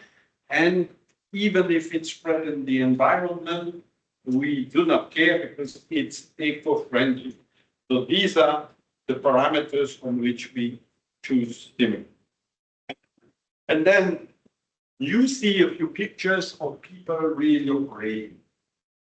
This is a clandestine lab. This was an exercise in one of the projects that we coordinate. And you see the collaboration between defense and civil protection. You see these people are fully protected because they are in the clandestine lab and they take samples. And then when they get out of the lab, they are decontaminated. So this is this collaboration between police and civil protection. Police, because police wants to do forensics. What? Police is not interested by what it is. They are interested in who did it. Who is the owner of the mobile? Who is working inside the mobile? So this is the work of police. Civil protection, they take the sample that they job, and defense, if it's a CBRN sampling, that's for them. That's always like it works, at least in Belgium, but I know in many projects. And as I told you, these sample will go for identification, they will go out of the phyla, but then comes the decontamination of the place and of the equipment and of the person. So decontamination is always, even if we don't talk about it today, it's always part of it. Another type of sample, I was deploying my lab in Guinea, and we were running a lot of samples, human samples, until the moment when I received phone call from WHO telling me that in one isolated village, all the dogs were dying. Who cares? In Africa, the dogs are dying. Nobody cares. Not me. Anyhow. It's pity for the dog that I do not care. Except that in this village, there were many cases of Ebola. And in Africa, in this type of country, people eat the flesh of animals. So the concern of WHO was, is the peak of Ebola related to people eating dogs which died from Ebola. That was the query. So we had to go on site, collect dead dogs, and see if it was infected. So see, sometimes in a crisis situation, even if you are prepared to use tests that are validated on some kind of sample, here, blood sample of patient, you have to be flexible, and first responders need to be flexible to say, okay, here it's out of the scope of expertise, but we can have a go and see what it is. The dog was negative, the test worked well. Here is what we did in Piemonte, Novara and Torino during the COVID pandemic, and we run, I think, 10,000 tests in a mobile lab at the request of the Italian authorities, and we were doing rapid diagnostic tests. Of course, we also have more sophisticated tests, but the mass really rely on massive diagnostic tests. And here is our last deployment, multinational. It was in Mayotte. You remember early this year, the cyclone Chido that devastated the island of Mayotte, the French island. And the result of it, again, it was a challenge for us, was that the water distribution was completely down. People had no drinkable water. there was water, but many people drank the water, became really sick. So the request of the French authority was to control all the sources of water on all the points where population could get water and see if they were potable or not. I'm a medical doctor. I've never been involved in water quality. It's not my job. But we are in One Health. Remember, One Health means one technology that you have, you dedicate to your focus, may be useful for something else. And here we adapted our test that we are doing cholera. We are doing on patients, testing cholera in Africa. We do that all the time. And there we adapted the test to see if there were cholera in water.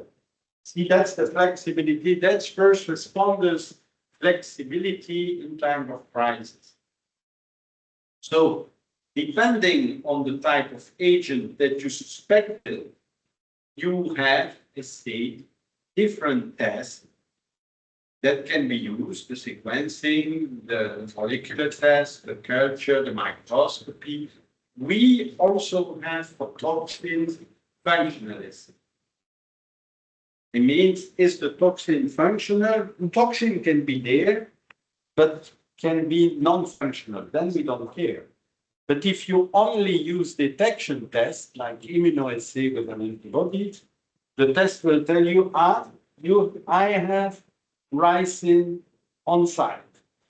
But the question is not that much, is ricin there? The question is ricin functional. So is it good enough to kill someone, or is it inoffensive?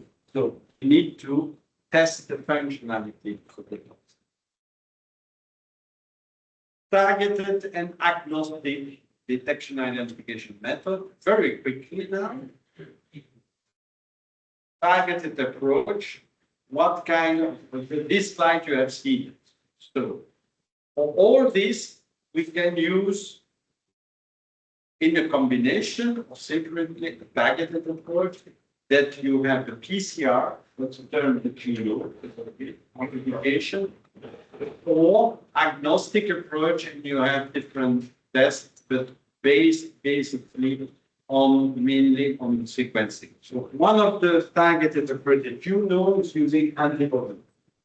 This you know, what is an antibody? I mean, we will use a lot of many COVID tests were based on antibody that recognize the viruses that you could say if you were positive on that. So basically, an antibody is this structure, it's a protein produced by human body or by animal. And the property of antibody is to bind specifically to the target. Let's say that this is a virus or a bacteria. That's the property of antibody, the specific recognition of the target, and we call it an antigen in this case. So the principle of the test is you have your antibody that recognizes only the one antigen and all the others not. That's the specificity of the test.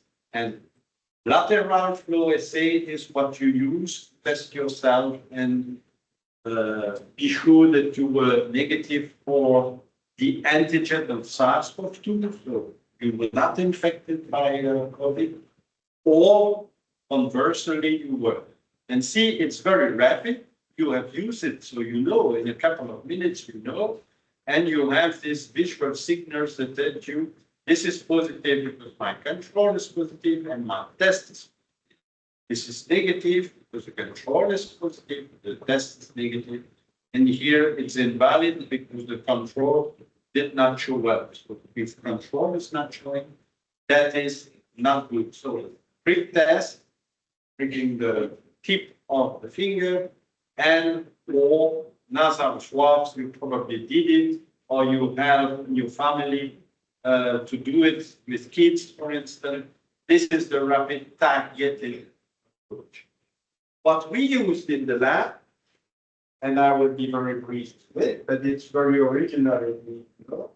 It's to work with camels. Why? Because camels produce antibody.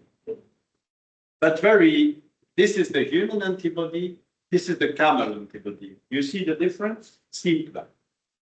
And we take only this little part. And this little part is a nanobody. Means extremely tiny. What is the interest of this camelid antibody? Two things. First, it's highly sensitive. Remember how I define sensitivity. So it is extremely good to detect extremely low amount of antigen, much better than all the classical antibody. First, it is highly specific, so it does not make mistake when it tells you this is ricin, this is really ricin and nothing else. Very specific, very sensitive. But also, it is very tiny. What we would like to have is quick alert system in case of first responders intervention on the field. We would like to see if a sensor is going to tell us a warning signal very quickly. That's what we call a biosensor. And the antibody that we use, the camelid antibody, is so tiny that it's perfect to fit on a biosensor. If you use a bigger antibody, the size is such that when the antibody captures the virus, the distance between the and the sensor is too big. And so the sensor does not feel this interaction. With the nanobody, it's really very close to the surface of the sensor. So when the nanobody catches the virus, the electric interaction is immediate, and the sensor is working very well. So this is a very rapidly evolving field of research. You have to know this term, that's the biosensing or biosensor. And so we have a farm, camel in Morocco, and we immunize the camel with different like ricin. We produce camelid antibody against ricin and the different components of ricin. That's how we do it. Of course, we are not going to explain all the mechanism of production, but it's quite quick. And we also use the camelid antibody to recognize cells under the microscope, what we call fluorescent microscopy. And this is excellent. Microscopy is not specific, as I told you, it's quick, but you don't know what you are looking. You can see something, you don't know exactly what it is. You can just say, I see something. But with nanobodies, you see exactly when it's fluorescent, you know what you are looking at. Again, it's a target approach. So if you have something that is not recognized by the nanobodies, it will not tell you the effect. Yes, I have a question. In the biosensor that we have seen, Which one? In upper, yeah, in this biosensor, Yeah. the signal after the interaction between the antibody and the protein, the signal is formed by what? It's a modification of conductance. Ah, okay. Right? I didn't want to go in detail, but thank you for the question. So it's electrical interference. So there is something like semiconductor. Yes. Yes. So we have electrodes that produce a either modification of voltage or conductance, and this is what we record as a signal. It is not fluorescent. It is not. If you use the protein to produce electricity or not? No, no. It is electricity is circulating in the sensor, and you have your antibody on this, your nanobodies. And when you have the capture of the target, whatever it is, it modifies the conductance, right? That's the modification that you see, and it's direct, highly reproducible. Of course, it's research. I'm not saying that we do that validated in the field. Yeah. That's the purpose, because it's very light, it's a very small, and it's like the chip in your smartphone, you know, the SIM card. That's the SIM card in your smartphone. It's as small as that, the sensor, and even bit smaller. So you could put it on the drone. That is the principle. And then you would monitor the quality of it. This is exactly the principle, that electrical signal that we monitor. Probably is really like a gate. Yes. Yeah. The change of the structure of the proteins, modify. Exactly. The That gate, modify it's like a circuit process. Yes, yeah. It modified the surface in such a way that the electricity is going across the electric signal. Exactly. And the same principle here, it's also a direct approach. It's again some difficult terms, but doesn't matter the term, surface plasma resonance. What does it mean? It's a physical principle, like a sensor. You have a light that is produced by a laser, and it hits the surface and reflects. Very simple. But when you have your nanobody and it catch something, then the angle of reflection changes. So here it's no more the electricity, but it's the light, the change of the angle of light that you measure. It's very quick. And why do we use it? Because it's as simple as that. It's like a smartphone. So we use it on our mobile app. So I'm going to show you for ricin. So we take sample white powder. But in this white powder, actually, we have ricin, and we have used it in our mobile app that is deployed here. It is an exercise. Okay? Ricin, not in reality. I mean, it was ricin, but it was in an exercise. But you see the team is protected and so on. And you see this SPR, the small device that monitor the light that is induced by the laser and the angle.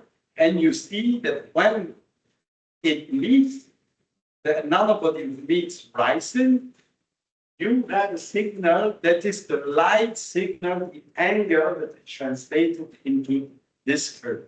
And you see it on the screen. So it's very quick. And for first responders, and certainly in a mobile app, it's perfect for us. Okay, so different device, what I'm telling you is emerging technology. But the classical one, not the target approach, is the PCR. Yes, you know the PCR, not going to explain, so we detect the genetic material, we amplify. If we amplify the material, then we get a signal on the screen. Or simple as that. It is a little bit more sophisticated than that, but if I'm telling you like that, you understand the principle. That's really the principle. And we work with samples like Schwab's and different One Health samples. We can analyze everything with the PCR. That's why we were requested to do water quality in Mayotte using PCR. And PCR, of course, that's a big machine. I hate it because in the lab it's heavy and we like to be light in the mobile lab, to be fast on site, light material. So we went to micro PCR. It's really a very tiny PCR machine. And then I thought, seemed too complicated. I mean, I want to be faster and lighter than that. So over the year, we developed a mini lab integrated in the backpack. I have my backpack and I have a mini lab in that. And we are not doing PCR anymore, but we are doing isothermal amplification. That's again a term that I explain very simply. PCR, you amplify, you modify the temperature, you have cycle of temperature, high temperature, low temperature, you ease the chemical reaction and amplification. You have to have a machine that produces high temperature, low temperature, high temperature, low temperature, and you repeat this cycle a certain amount of time, and this induces a chemical reaction that amplifies the genetic material, and this amplification produces signal that you see. Too complicated because it requires a machine that is able to produce this change of temperature. Here, we don't work with equipment anymore. There is no PCR machine anymore, just reagent that works at the same temperature. So working and amplifying genetic material at the same temperature, it is isothermal, means working at the same temperature, let's say 60 degrees. So we put all our reagent like a white gold minute soup. We put all our reagent in a basket, shake it, we warm it at 60 degrees, and after 10 minutes, we have a result. This is isothermal amplification, and we use it like you see here, the curve. You can produce a signal like that. You can produce a colorimetric signal. You can even produce a lateral OSA as classical. You can do everything you want. So we produce this use case that allows us to use any type of reading a material, color, fluorescence, whatever, and it is fast, really fast, always at the same temperature. And these are all the tests that we can run, and you see we have some of the priority agent that I was discussing in terms of CBRN agent. All this was originally in a suitcase, and you see a WHO exercise where we had to test for pandemic influenza, and we did it very fast.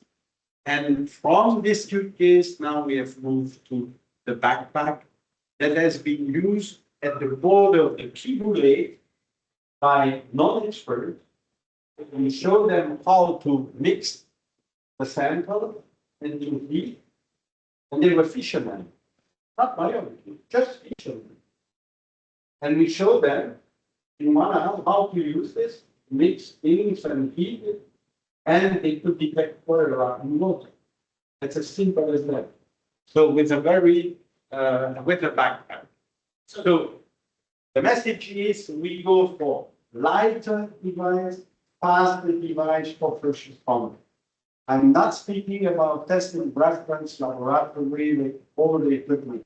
I'm speaking about on-site detection, being fast, rapid, and efficient. That's what I'm looking at. Yes, you want to. So you can perform the PCR with only one temperature? Yes, But it's not a PCR anymore. Ah. Because PCR is cycle amplification. It's polymerase, that's the name of the enzyme, C, cycle amplification. Okay. And so, but you can amplify the DNA. Yes, Okay. but it is no more cycling. The Okay. temperature is all the same temperature, and the amplification is happening by itself at the same temperature without any equipment. Okay. And how is it? The PCR, I remember that it's based on the temperature because Yeah. the temperature can modify the strain of DNA, double DNA, single DNA, and Right. And if you have only one temperature, how you can modify and how you can apply this concept to it? Because you use a special enzyme, also polymerase, that does not require to work at different temperatures. So it works at one temperature, only one temperature, with primers as in It's not the factor polymerase that you. no, it's not the polymerase. It's totally different enzyme. So you can this enzyme can modify the double strand DNA. You create your amplified material as for PCR, but the material is amplified at one temperature, at the same temperature. Fantastic enzymes. And it's a fantastic enzyme, and this is a fantastic application. Yeah. Because it's fast, sensitive. Very simple. Is a untouched. Yes, they are. They are. Standards, people. Well, one of PCR, you can do what we call multiplex. So you can test several targets at the same time using what we call specific primers for each target. Sorry for those who are a bit lost in this technical detail, but that question is interesting. Multiplexing with isothermal amplification is complex, very complex. So this is certainly one of the disadvantages of this. For the moment, we try to improve the multiplexing, but it's more complex than multiplexing. So yes, we need. So you have only as more windows of bacteria that you can find in the machine. Yes. But you know, for PCR, you also have the same window. It's both a targeted approach. So you only get the result for what you specifically test. It will never give you a result on something that you are not testing, so for which you do not put the specific reagent. It's exactly the same, except with PCR, you can test several agents, 5, 6, 7 at the same time. So you ask 7 questions and you get 7 answers, positive or negative. With LAMP, your isothermal, you get 1 answer at a time. But you can change the parameter of the test. Good. Then you run 7 LAMP, maybe at the same time, but you cannot run 1 LAMP asking 7 questions. With PCR, you run 1 procedure and you ask 7 questions, and you get 7 answers. That's working parallel. Yes, you need to work it out. Of course, we try to find solutions for this, and we progress. But that's one of the limitations of LAMP at the moment. But what I think is complex. One man for one experiment. Yeah. Yes. And another point that it's more technical, but that I see that you are interested in. The controller in VCR, we have what we call amplifiers, the amplification product. We can take it and sequence it and see, did I amplify exactly what I wanted? And you can sequence and see. Without, you cannot sequence because the type of amplifier is completely different, more complex, and you cannot sequence. That's another disadvantage, but that's very technical. That's why we combine, of course, technology to try to have the advantage of one covered by the advantage of the other. And then we have for PCR what we call the syndromic approach. Syndromic approach is what? If I don't tell you on this slide, if I don't tell you what it is, would you recognize yourself with naked eyes the difference? Based on the image, based on the picture, on the guys, the top picture, would you recognize what is what? Honestly, me as a medical doctor, I would need to state half of the time, honestly. Now, I facilitate your job because I put the real diagnosis. So this is one of the problems. Differential diagnosis, you have the same picture, but what is the disease? This disease looks like another disease and looks like another. It's like a flu-like syndrome. I had the flu, temperature, and so as I explained. But is it influenza? Or is it another? Am I infected by bacteria?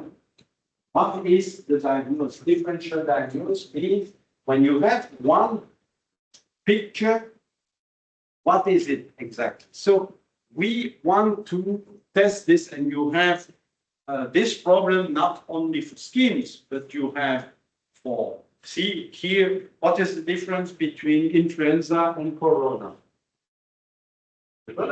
You have the same symptoms, etc., etc. So for every organ, you can have this.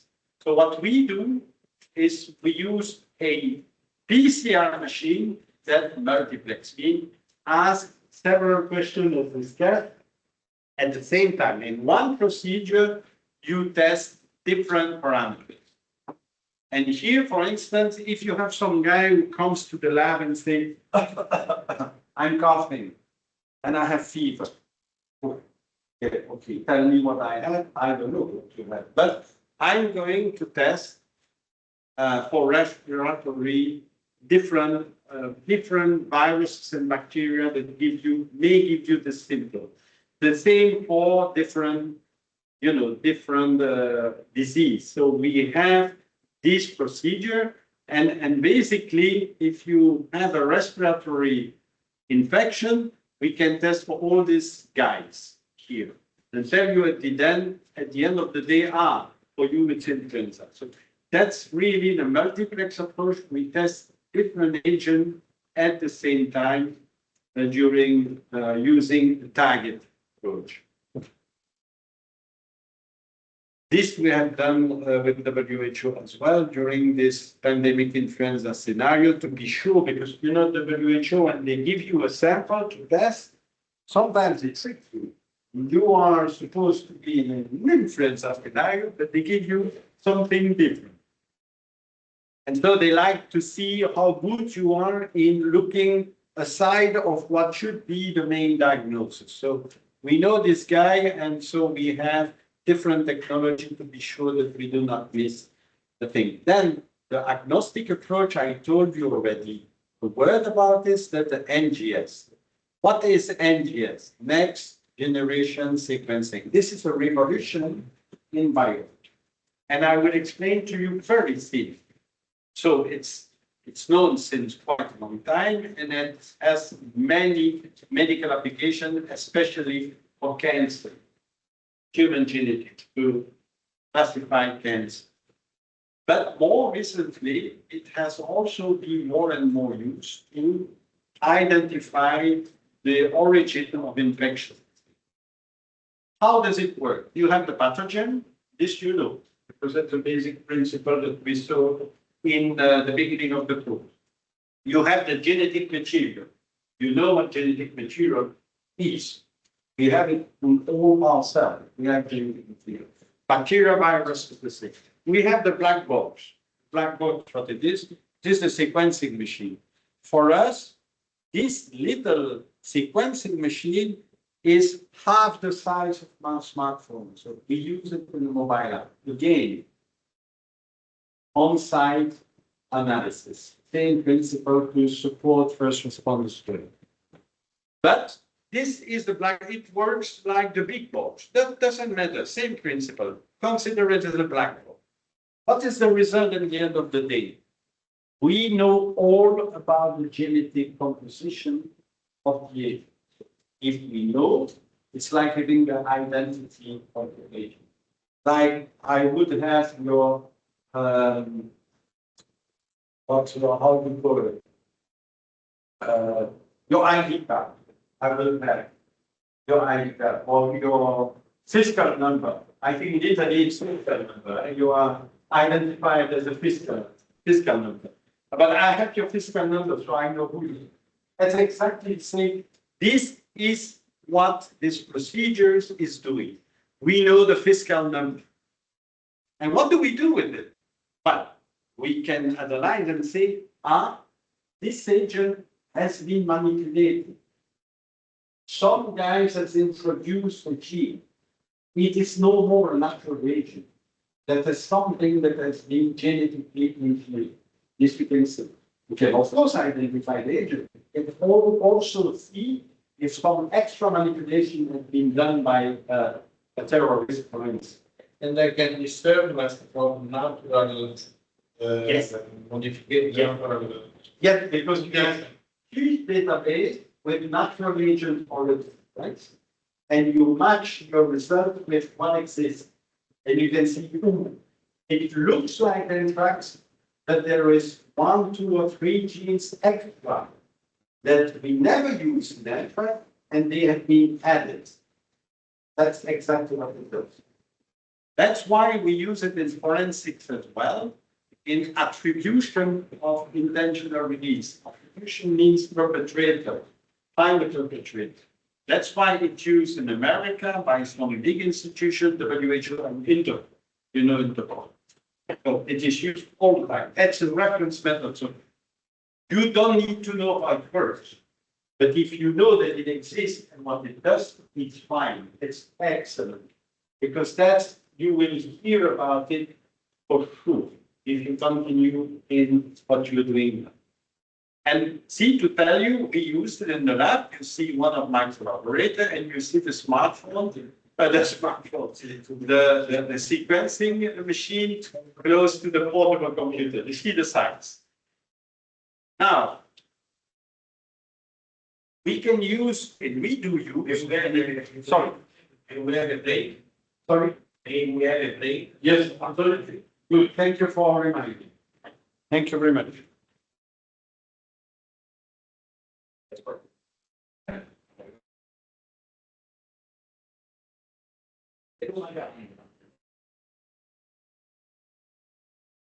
And this device is free for, it's free for, both devices. Oh, yeah, it's commercial. It's commercial. Yeah, it's commercial. Absolutely. But, the tricky part is to adapt the protocol to your aim and to your workflow. What you want to do with what type of samples you want to work, what type of opportunity you want to do, and then you need to validate many things. The device, the problem with biotech companies, they develop a lot of devices. But what is really the big thing is the diagnostic part. Mean what workflow is validated for this type of matrix and this type of agent. Are we sure that it's fully validated for what we want to do? It is a huge work and they don't do it. They just sell to you the sequence and say, with this you will solve all the problems. Yes, they are not wrong. But to solve all the problems, you will spend 15 years to validate all the steps. That's the problem. Yeah, because instead it is not, you don't have use this result for legal. Yes. It's not valid and so. It's not No, it is right. And if you use forensic, you need to have accredited procedure, certification. So you need to go to in-depth validation. Otherwise, people, in the court, the judge will say, guys, you've done it, but show me that you're sure of the result. That's another story. But from the point of view of, You're welcome.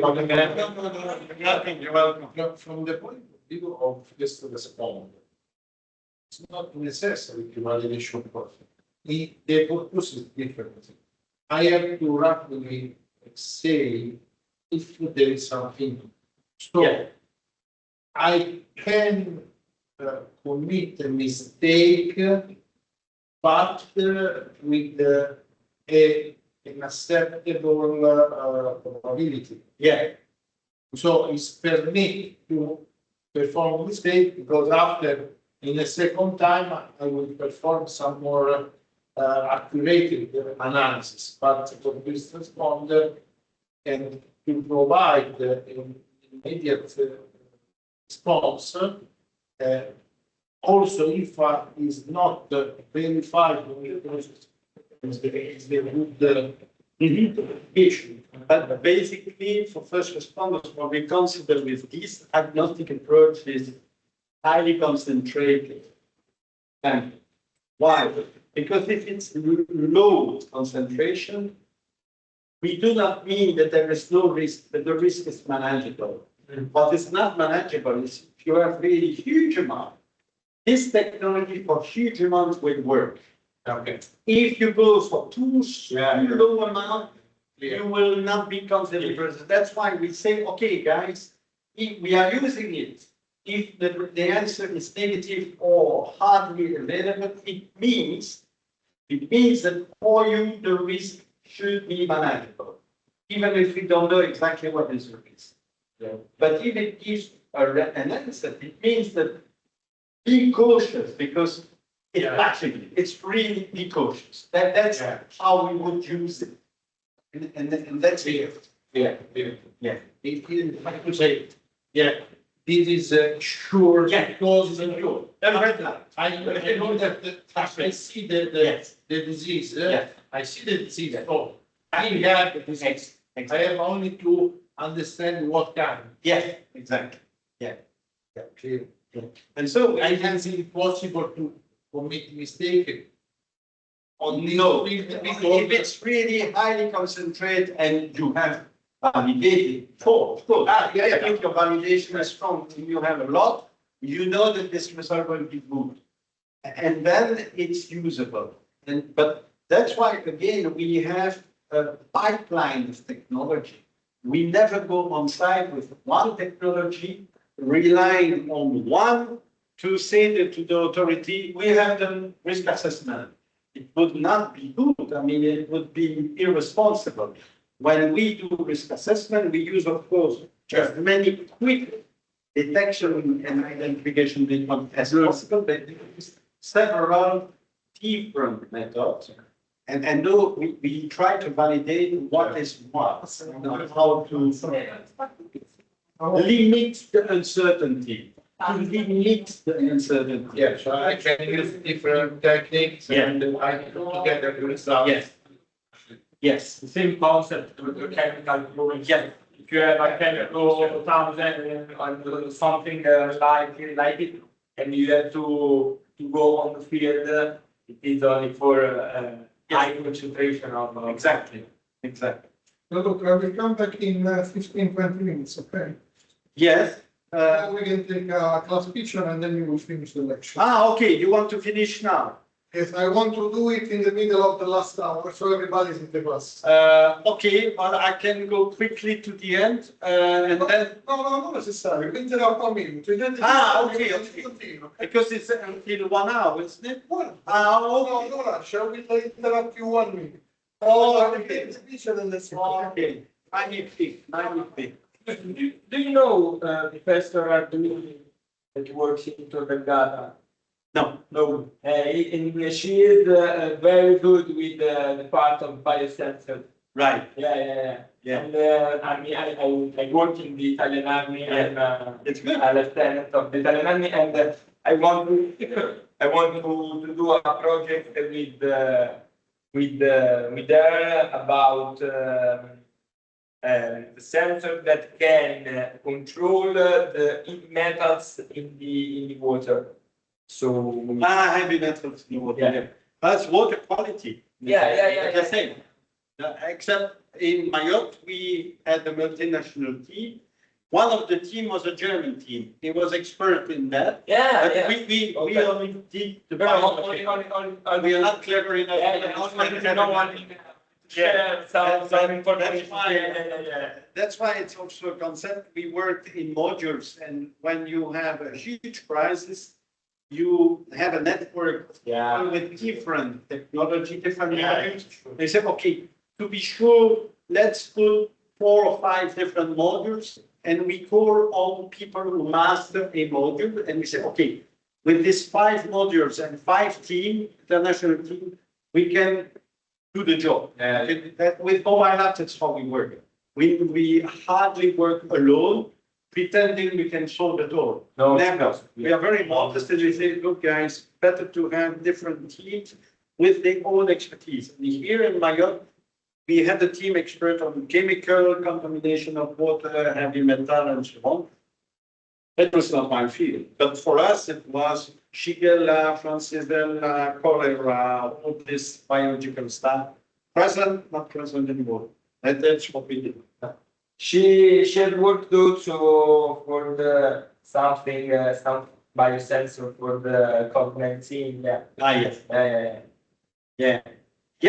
Well, we also published something on COVID-19, but now we are more on what we call respiratory virus, Right. Respiratory syndrome virus, RSV, on anthrax, on cholera, on public health agent, basically. Arboviruses too, because one of the main challenges, I don't know if I will have I have another course on the laptop, but probably as I take the time to explain here, I will not have the time to go on it, but that's the dissemination of biotic agent. You have mosquitoes and vector-borne disease.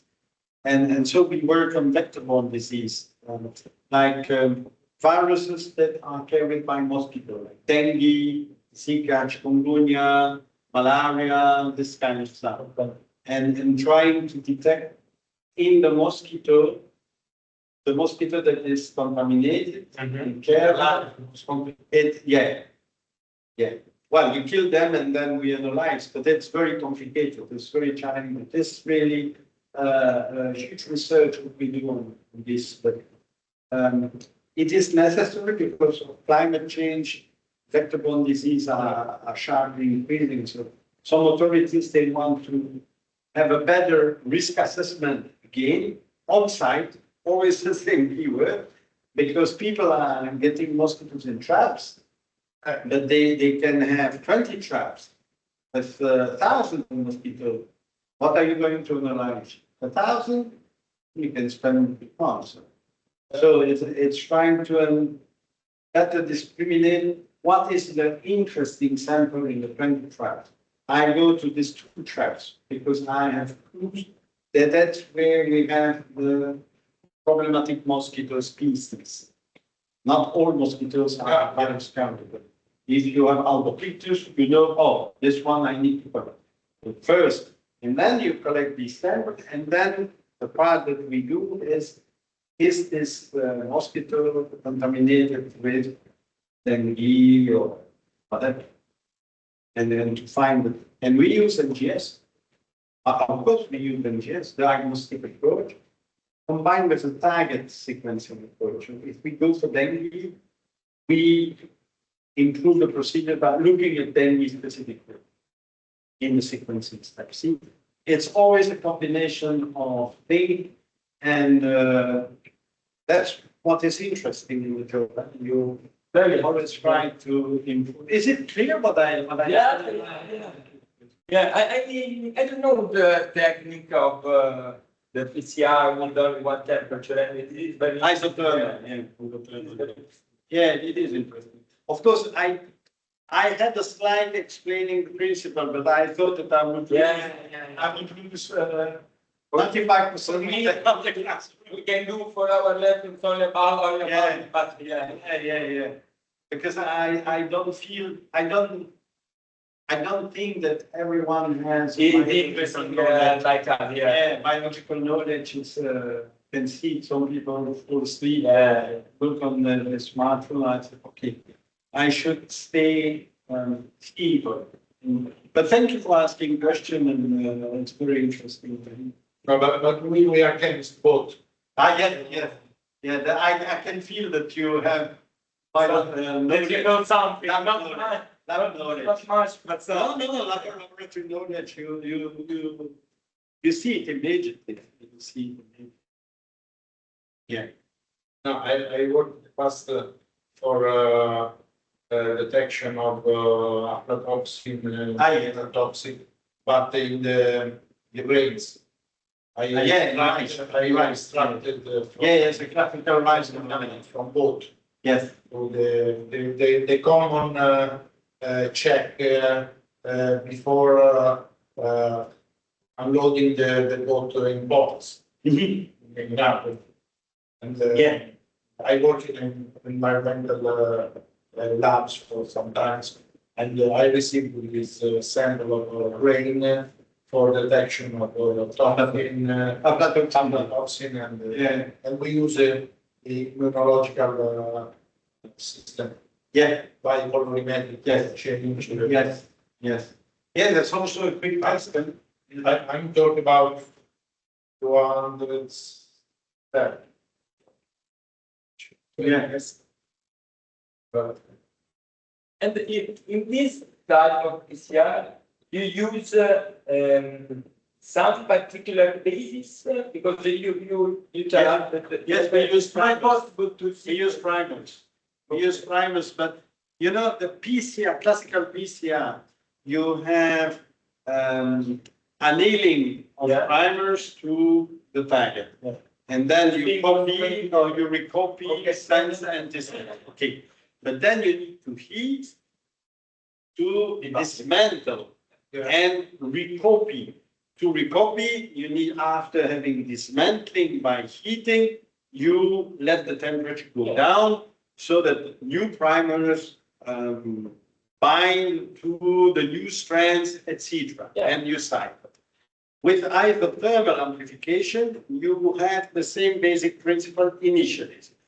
The strands and the primers, except that you use also strand displacement, meaning you copy, as for PCR, you copy the first and second strand, sense and displacement. But you add external primers that has the capacity to displace, dismantle the strand that have been copied, and it's not based on temperature. It's based on strand displacement. Of course, it is in the context of 65 degrees, but it's not the fact that you change the temperature. It's just the fact that you have this external special primers that once you have copy or recopy the strand, they dismantle chemically the strand, and then it starts to copy again. Okay. So the prime can start to divide the strain. External primer. Internal primers, they are like for PCR. They start copy. But is it like mRNA that it is- polymerase?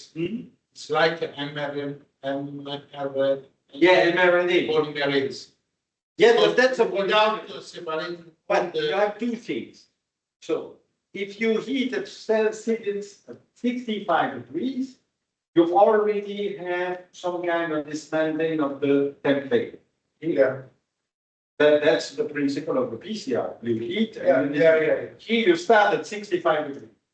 The primers, you have internal primers. But this internal, they are starting to copy in both sides.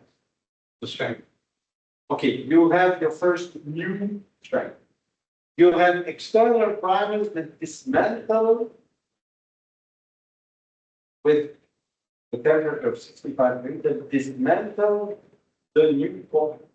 And then you start it again because they are dismantled, so they are recopying again. And that's the end of Actually start from the Yes. external. Yes. So you can have six primers altogether, but minimum four. So you have the internal primers that recopy, and you have the displacement primers that dismantle the new brand. So, but the internal primer is always used or always used. Okay, so the polymerase have to use the. Use it. So you have the polymerase, the internal and the external. External primer. And sometimes you have a lot of two internal to pass the reaction, but then it's very technical. And the structure is such that when you place your internal primers, you have a free end of each primer of both sides, and that can recognize the internal structure of the strand. So that you can, at the end, you have a dumbbell form shape on which other primers come to peaks, and it starts to be a very fast exponential amplification. But this complex structure, you cannot see cleansing. It starts to make a very straight architecture. So it's a structural problem. Yeah. So at the end of the course, if you want, I can show you the slide. So you see that that's on YouTube. You can see this. They show you in a dynamic way how the primes put themselves, how they act, and how the structure is made and amplification is done. It's very easy to look on. But you have to remind me because after the I will be nine. That's the lamp. It's a loop amplification mediated, loop isothermal amplification mediated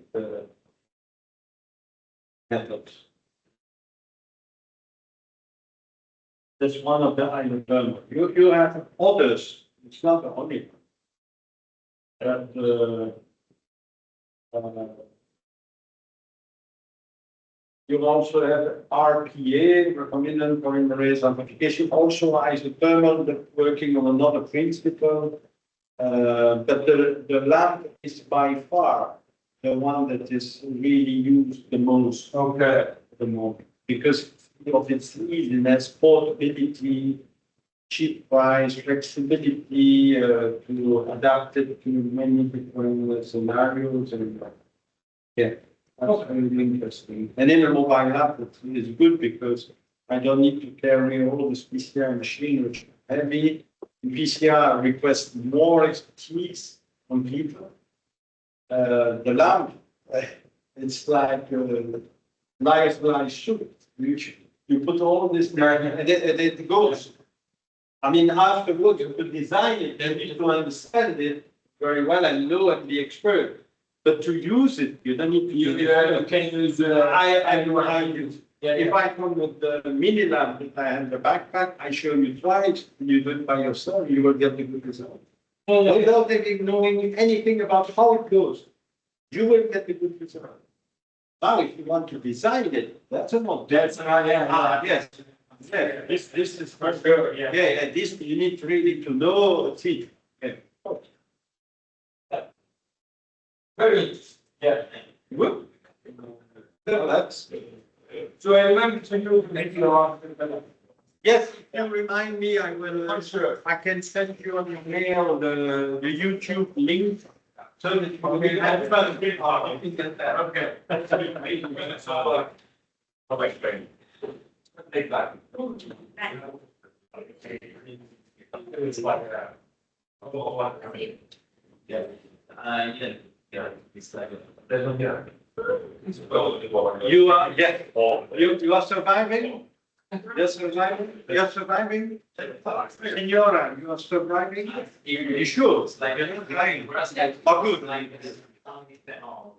Firefighter, 3 times not here. But. You know, small about. Yes. Just go right into the whole body.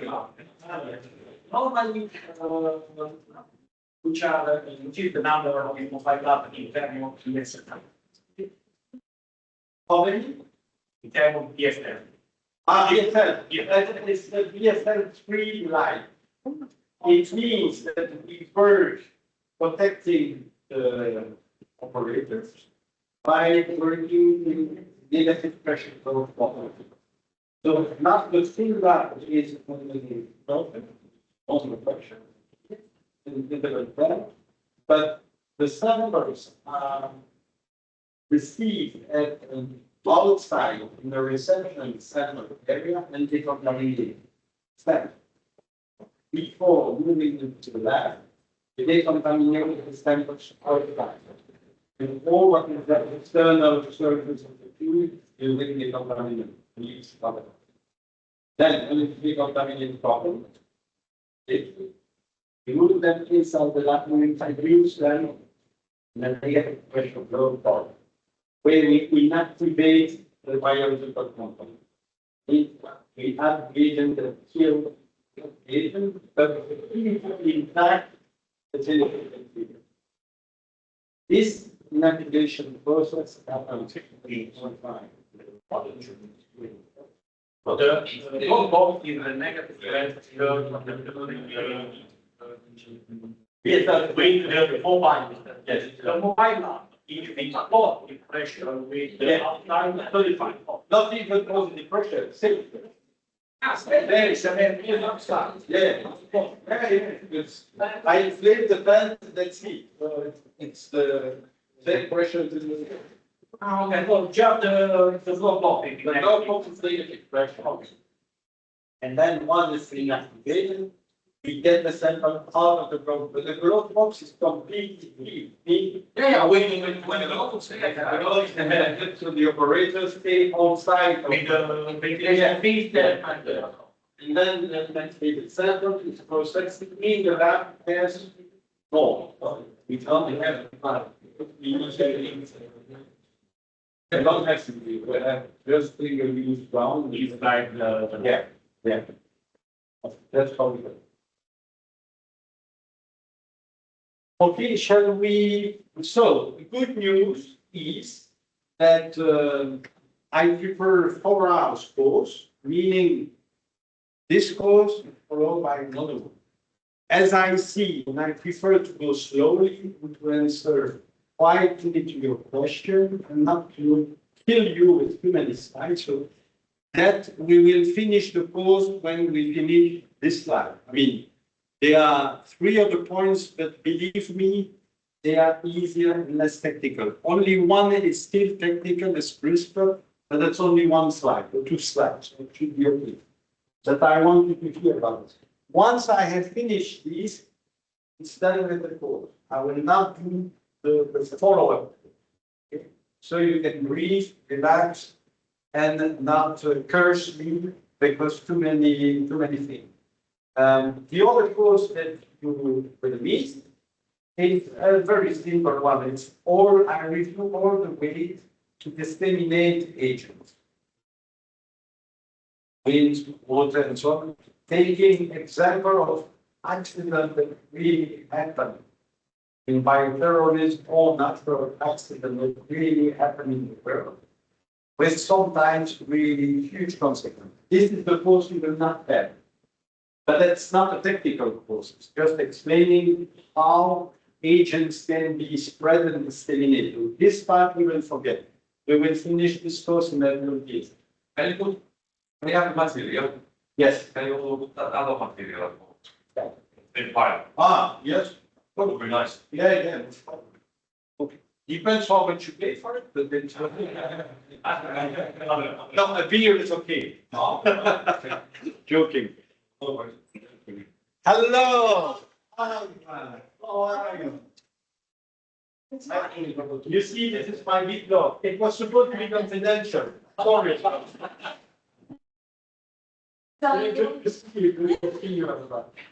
I'm finishing this, so be okay. So let's see now something that is really important for first responders and something very new, something very standardized. But that's control of surfaces, the contamination of surfaces, how do we monitor that? Or contamination of air, more of a problem because air means aerosol. And you know aerosol we hate it because aerosol is where you get the stuff in your line.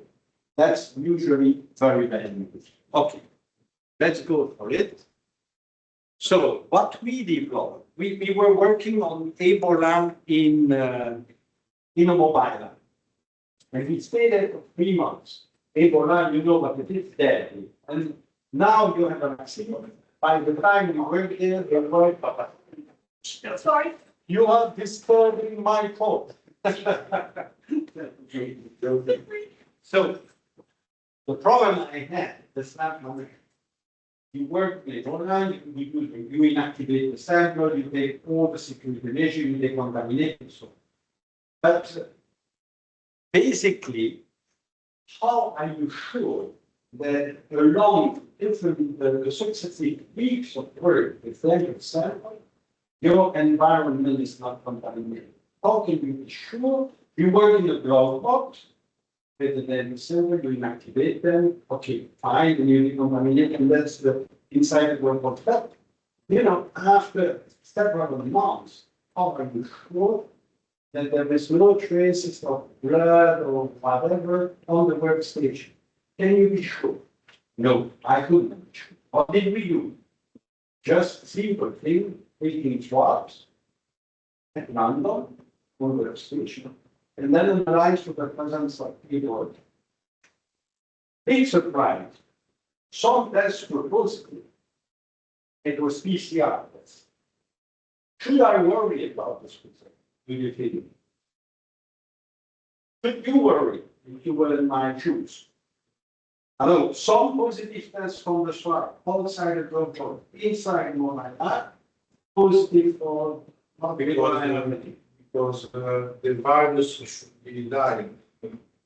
should be. Are you ready to sign on your life that it's the dead virus?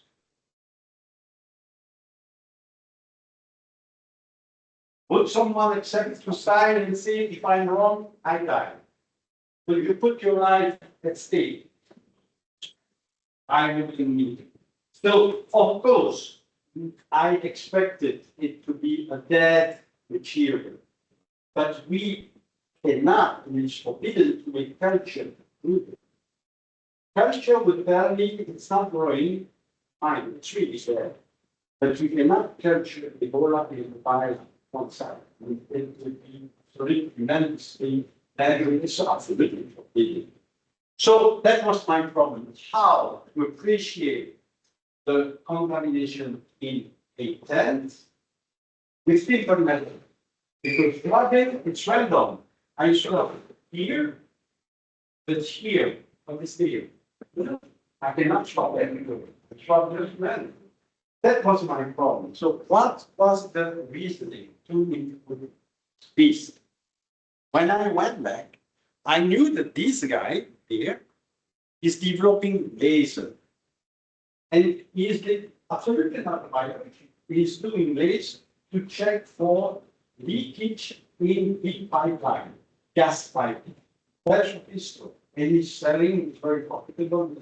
So I told him, look, Sergey, could you adapt a laser system, short distance, that tells me if there is a surface contamination?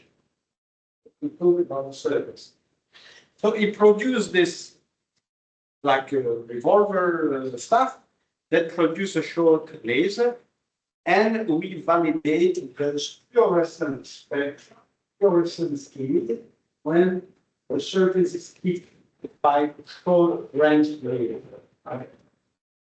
And so we, of course, tested it in this famous clandestine lab. You see a window here, you see the military guy, and you see this device. He has it in hand. So we put simulants on the door in a very focused square, and it was just to see, is this guy who has never studied biology, who has never been involved with the development, then we just told him, you reactor, you activate, and you tell us if you see something like. And it was really convincing, but it's not a strong validation. Of course not. The strong validation happened before in Arla. That was the first step. So that's what we call non-contact fluorescence-based detection method. That's for the military LiDAR. You know the LiDAR, but usually military, they use laser to hit aerosol at 2 kilometers, 5 kilometers, 6 kilometers. That's army. We want to see aerosol approaching. That's the same principle that short distance, like a few centimeters. Don't imagine that they touch the door. It doesn't touch the door. It's just closed. So you could monitor the surface. And then we developed this. Looks like a toy for kids. You say it's ugly, big bottom, really not nice color, and looking cheap. Why this design? It's not random. Why this design? Because people who are going to use this, they are in PPE. They have big gloves. They have mask. They don't see you well. I mean, they can see, but it's not like you see now. So we need to have big things, color things, so that they can recognize and manipulate easily. That's the second generation that was shown in 2023, and now is, of course, the organism. So that's for surface. So my problem as a lab manager for surface contamination monitoring was about to be solved. Yes. But this one is specific for one bacteria? No. It's not specific. You have different fluorescence spectrum. There is an application that we did on this that tells you what fluorescence spectrum you have. Fungi, viruses, bacteria, and so on. But it's not specific. It's not targeted. You cannot say it's pathogen tracer. You can just say there is something that is biological agent and it's in the category of bacteria or virus or fungi. That's all what you can do. You cannot recognize specifically and just with just the word you have yes, it's problem. Exactly. For me, what is important? I don't need to know what it is. I need to know that it's not clean. Yeah. And if I know it's not clean, I'm going to decontaminate this. That's all. So for me, it's fine. The service is done. That was the logic. But there was also a chemical method. Yes, I thought, yes, that's, we came to the color, I don't remember the name. It's not narrowing, but I don't know. It's a spray. Yes. That, is used to fingerprint. Yes. Absolutely, it exists, it's commercialized and validated. But for me, the less reagent I use in the mobile app, because you always create interference, and if you inhale all this chemical product, because you don't use it once, you use it every day, several times a day. It starts to be a problem of biosafety also for your staff. It's not protection, so that's, but you are right. No, but they put it. Yes, but that's why when you start developing something with a company, you always need to describe your own requirements. What are you asking and what for? So that the guy knows exactly, okay, I'm going to do that. Now, very quick, because this is commercial, that's how to analyze what is in the air with some terrorists.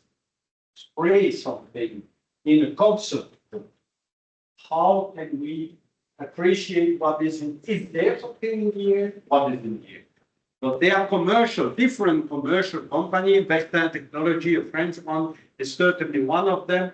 Doesn't matter how it works. It's a pump that aspirates air, and at the end, you can stick what has been aspirated on a plate, look with the microscope, or take it, culture it, or do nucleic acid PCR, isothermal amplification, say for anything.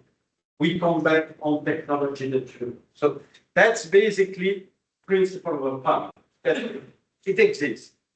But okay, nowadays they are more sophisticated things. This is a development of a new project, you participate to it. That is really, I think, interesting because, again, it uses AI to improve what we can do. And here we don't even need to culture it. What the pump is the same principle, but it uses the holographic image of what has been collected, and it refers to a huge database of agents. And for each agent, there is a specific holographic image.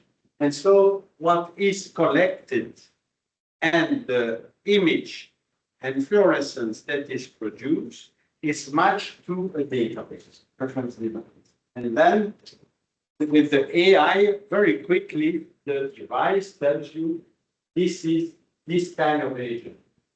Again, is it specific to one agent? No. We'll tell you it's a spore, it's a virus, it's bacteria. We'll not use everything. So, but still, it's improving. And what we are going to do now, we use a camelid antibody.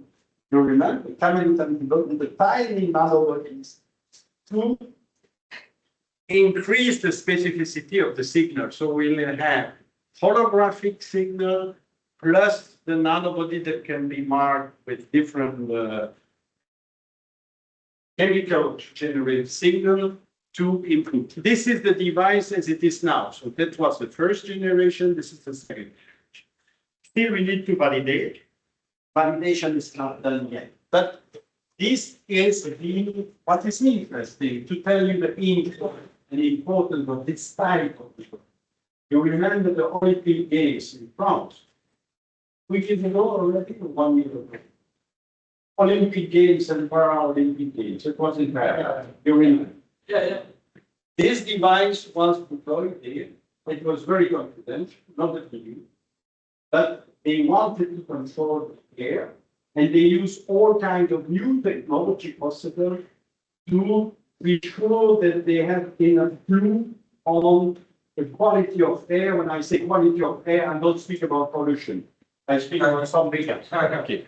Okay, so it's to tell you that this kind of technology is tremendously important for churches. Okay.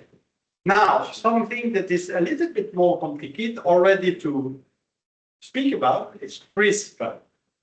I don't think you have ever heard of this, but this is a very dangerous technology. Why is it dangerous? Because everybody wants to use it, because it's extremely simple, commercialized, and interesting to make diagnosis. But having said that, you can also use it very easily and very rapidly genetically engineered biological agent. So you always pay the price for advantage of technology and order. That's the rule. So what is this CRISPR? CRISPR in something, you see the name here, and this has been published 3 days ago with one of my collaborators, and you see that's very recent biosensor. So if you are interested, you can have a look at it because it explains very nicely all the possibilities, all the potential of this technology compared to other technology. But it's not for that I wanted to show you. What is a cluster? Cluster is something that is defined here. So it is very complex cycle. Let's make it very simple. You have repetition, first thing. So we are talking about something that is repeat. Palindromic, what does it mean, the strange piece? Means that the repetition of the same motif. G, G, G, G, G, G. Speak about nucleic acid base. So the palindromic means the same motif, repeat, it is repeat. Okay, so far it is short. Fine. Interspace means you have this repetition, and then you have a space, and then you have this repetition, and then you have a space. Very easy. It's regular. It is not random. It's not chaotic. It's well organized structure. And it is clustered. Means if you look at the whole genome, it is not everywhere. It is just in some places. You know it all. This is the CRISPR. But what does it mean, really? CRISPR is an immune system of a bacteria. You might be surprised. We humans, as a human, we are not the only one to have immunity and to protect ourselves against infections. Bacteria do the same. They are also in a competing world, and some agents want to kill bacteria. So they have developed an immune system that is CRISPR. So CRISPR is just the name of the immune system. In the genome, they have this weapon, because that's like a weapon. They have it in the genome. That's all what you need to do. Against what the bacteria is trying to defend itself, phage. You see this spider-looking little beast. It's a virus that likes to invade the bacteria, exploit all the resources of the bacteria, multiply, and kill the bacteria. So that's what we call an adaptive immune system, because the bacteria that is in contact with the phage. I just finish one slide, and then we can learn how to defend ourselves against the phage, like we do when we are in contact with the virus. Exactly the same principle. And more, the bacteria can defend themselves against plasmids. Plasmids are little entity produced by a competitor or the bacteria that want to kill this competitor and take the place. See, in human life, it's the same with the bacteria. It's a continuous cycle. And that's the same thing. So what is this CRISPR? What are we doing with this immune system of a bacteria? Very simple. You have the genomic DNA. We are going to open it, and we are going to insert this material that is an external material, that we call it a guide. Doesn't matter all the other names. It's not important to be able to read all this, but a single guide with a special structure And all this structure, complex structure, is made to recognize very specific area inside the genome. So this guide does not go anywhere at random. It is designed to recognize exactly a genetic sequence inside the genome of a human cell, a cancer cell. You have a genetic disease in embryo with a very important mutation. Well, it can recognize this area, and when it has recognized, we can use it to cure. So to eliminate genetic defect, cure fetus or an embryo, or to try to go into cancer, disease, when there is a genetic damage that is well identified, but we can also use it to identify bacteria.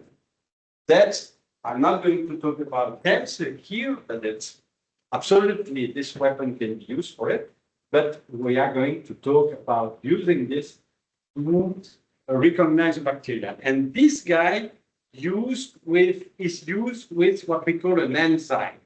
That's a protein. So they are always with friends. Caspase is the name of the enzyme, doesn't matter the number, but that's a protein. And they need to be active, they need to be both of them at the same time, at the same place. And the enzyme is going to be the one that cuts the recognized area. See, you see it cuts. When in genetic manipulation you say cutting, it means if you cut, you can replace what has been cut by something you want. So if you cut a gene that is ill, sick, badly made, with a genetic defect, you can replace it with a gene that is perfect. That's how we cure potentially genetic disease. Here again, we are not using this for that, but we are also genetic editing tool. That's how you could easily manipulate bacteria and introduce a resistant gene or a virulence gene, and something that is absolutely inoffensive. That's why sequencing with NGS can help you to find out if a bacteria inoffensive apparently has been genetically modified or not.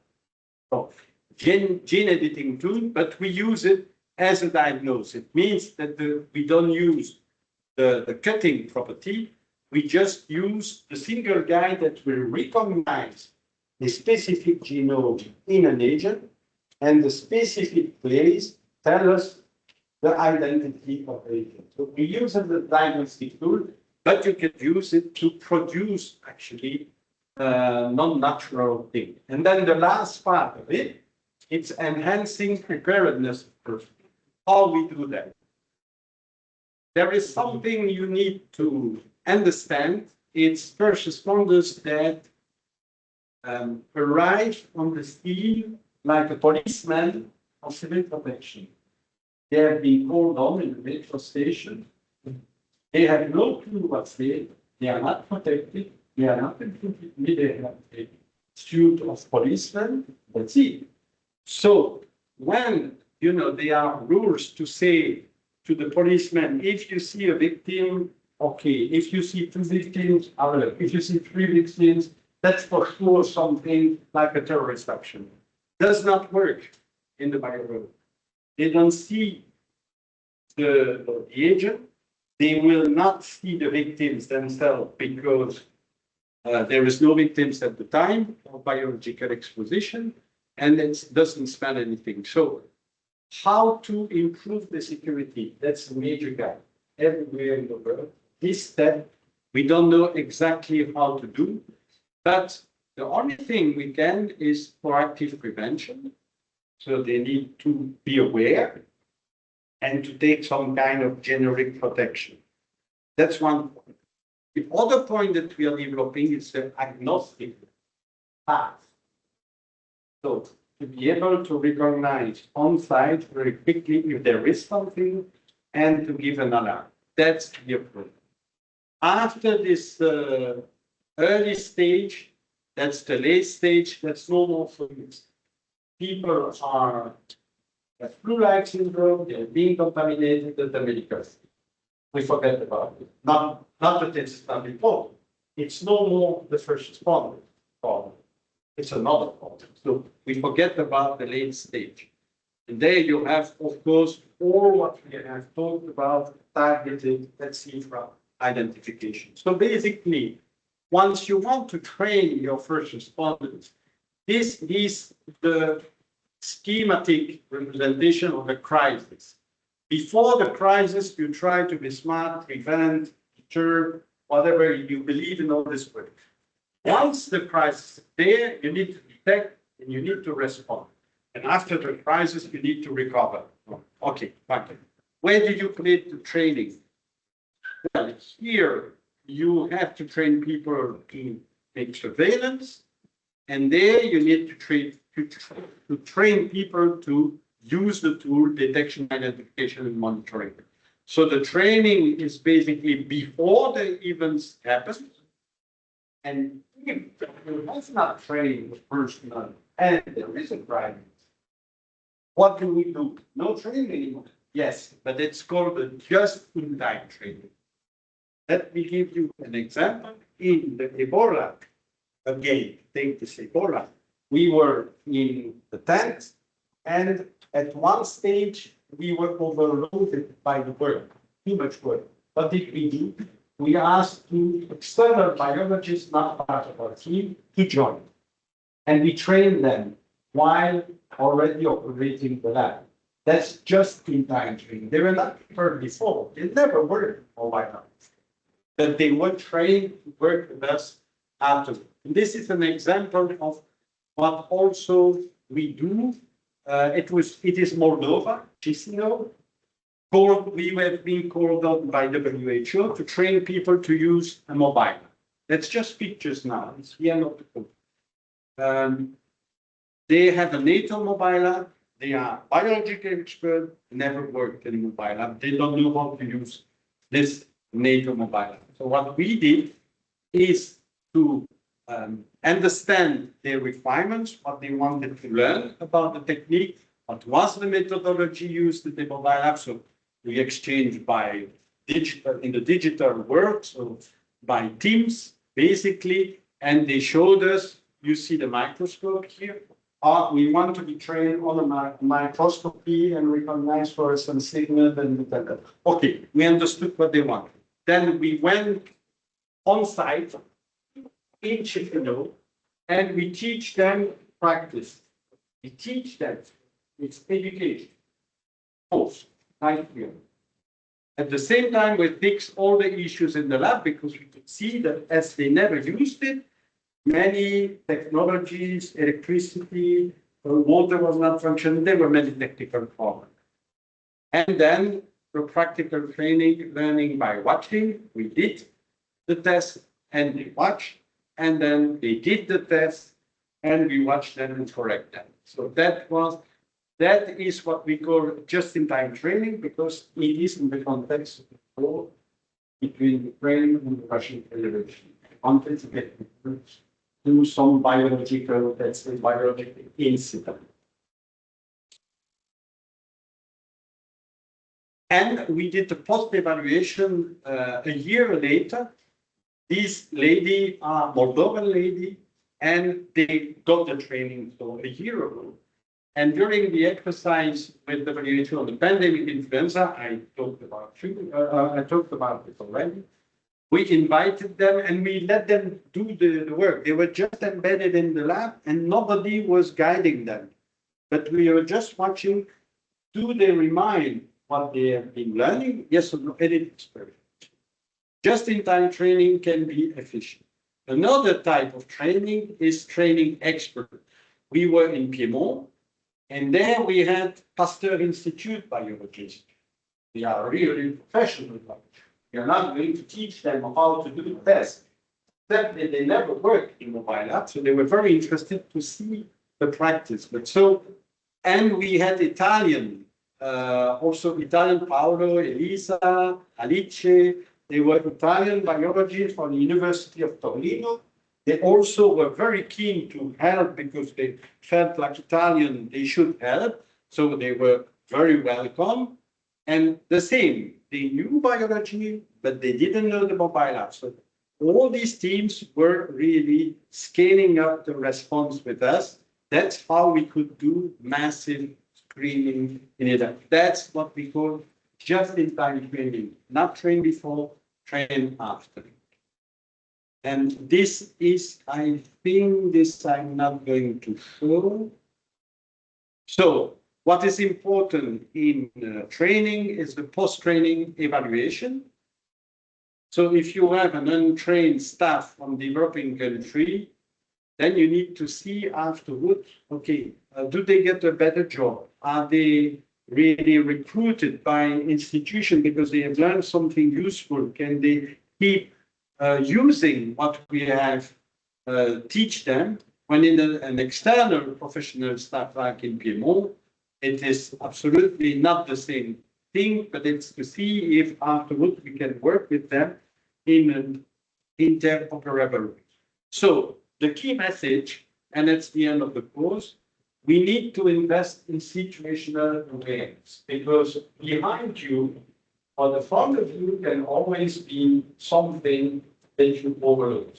Situational awareness is critical, and that's all what we develop is to improve risk assessment, situational awareness. And the final key message of this course is you need to be creative in using and developing emerging technology according to requirement. And so this is an example of what we want to do. Be flexible and use emerging technology. That's all. I thank you very much for it. I hope that you get a little bit more free time, but I think nobody will complain.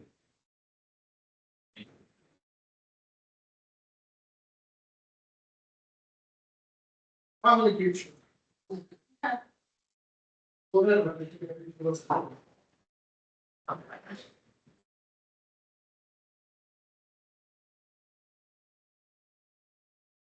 Ah, that's for the picture.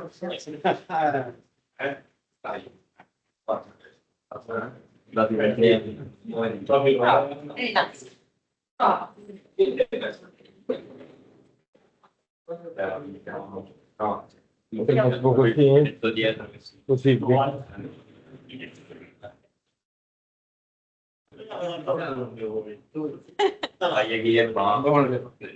Siamo tutti? Good, good, good. Yes, go, come here, no problem. Bye.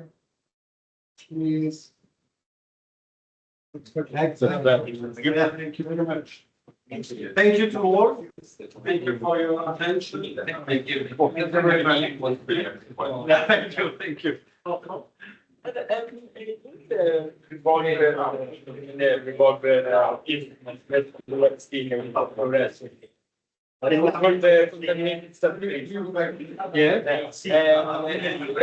Ah, yes, yeah. Yeah. The fluorescence is based on DNA or something? Many things.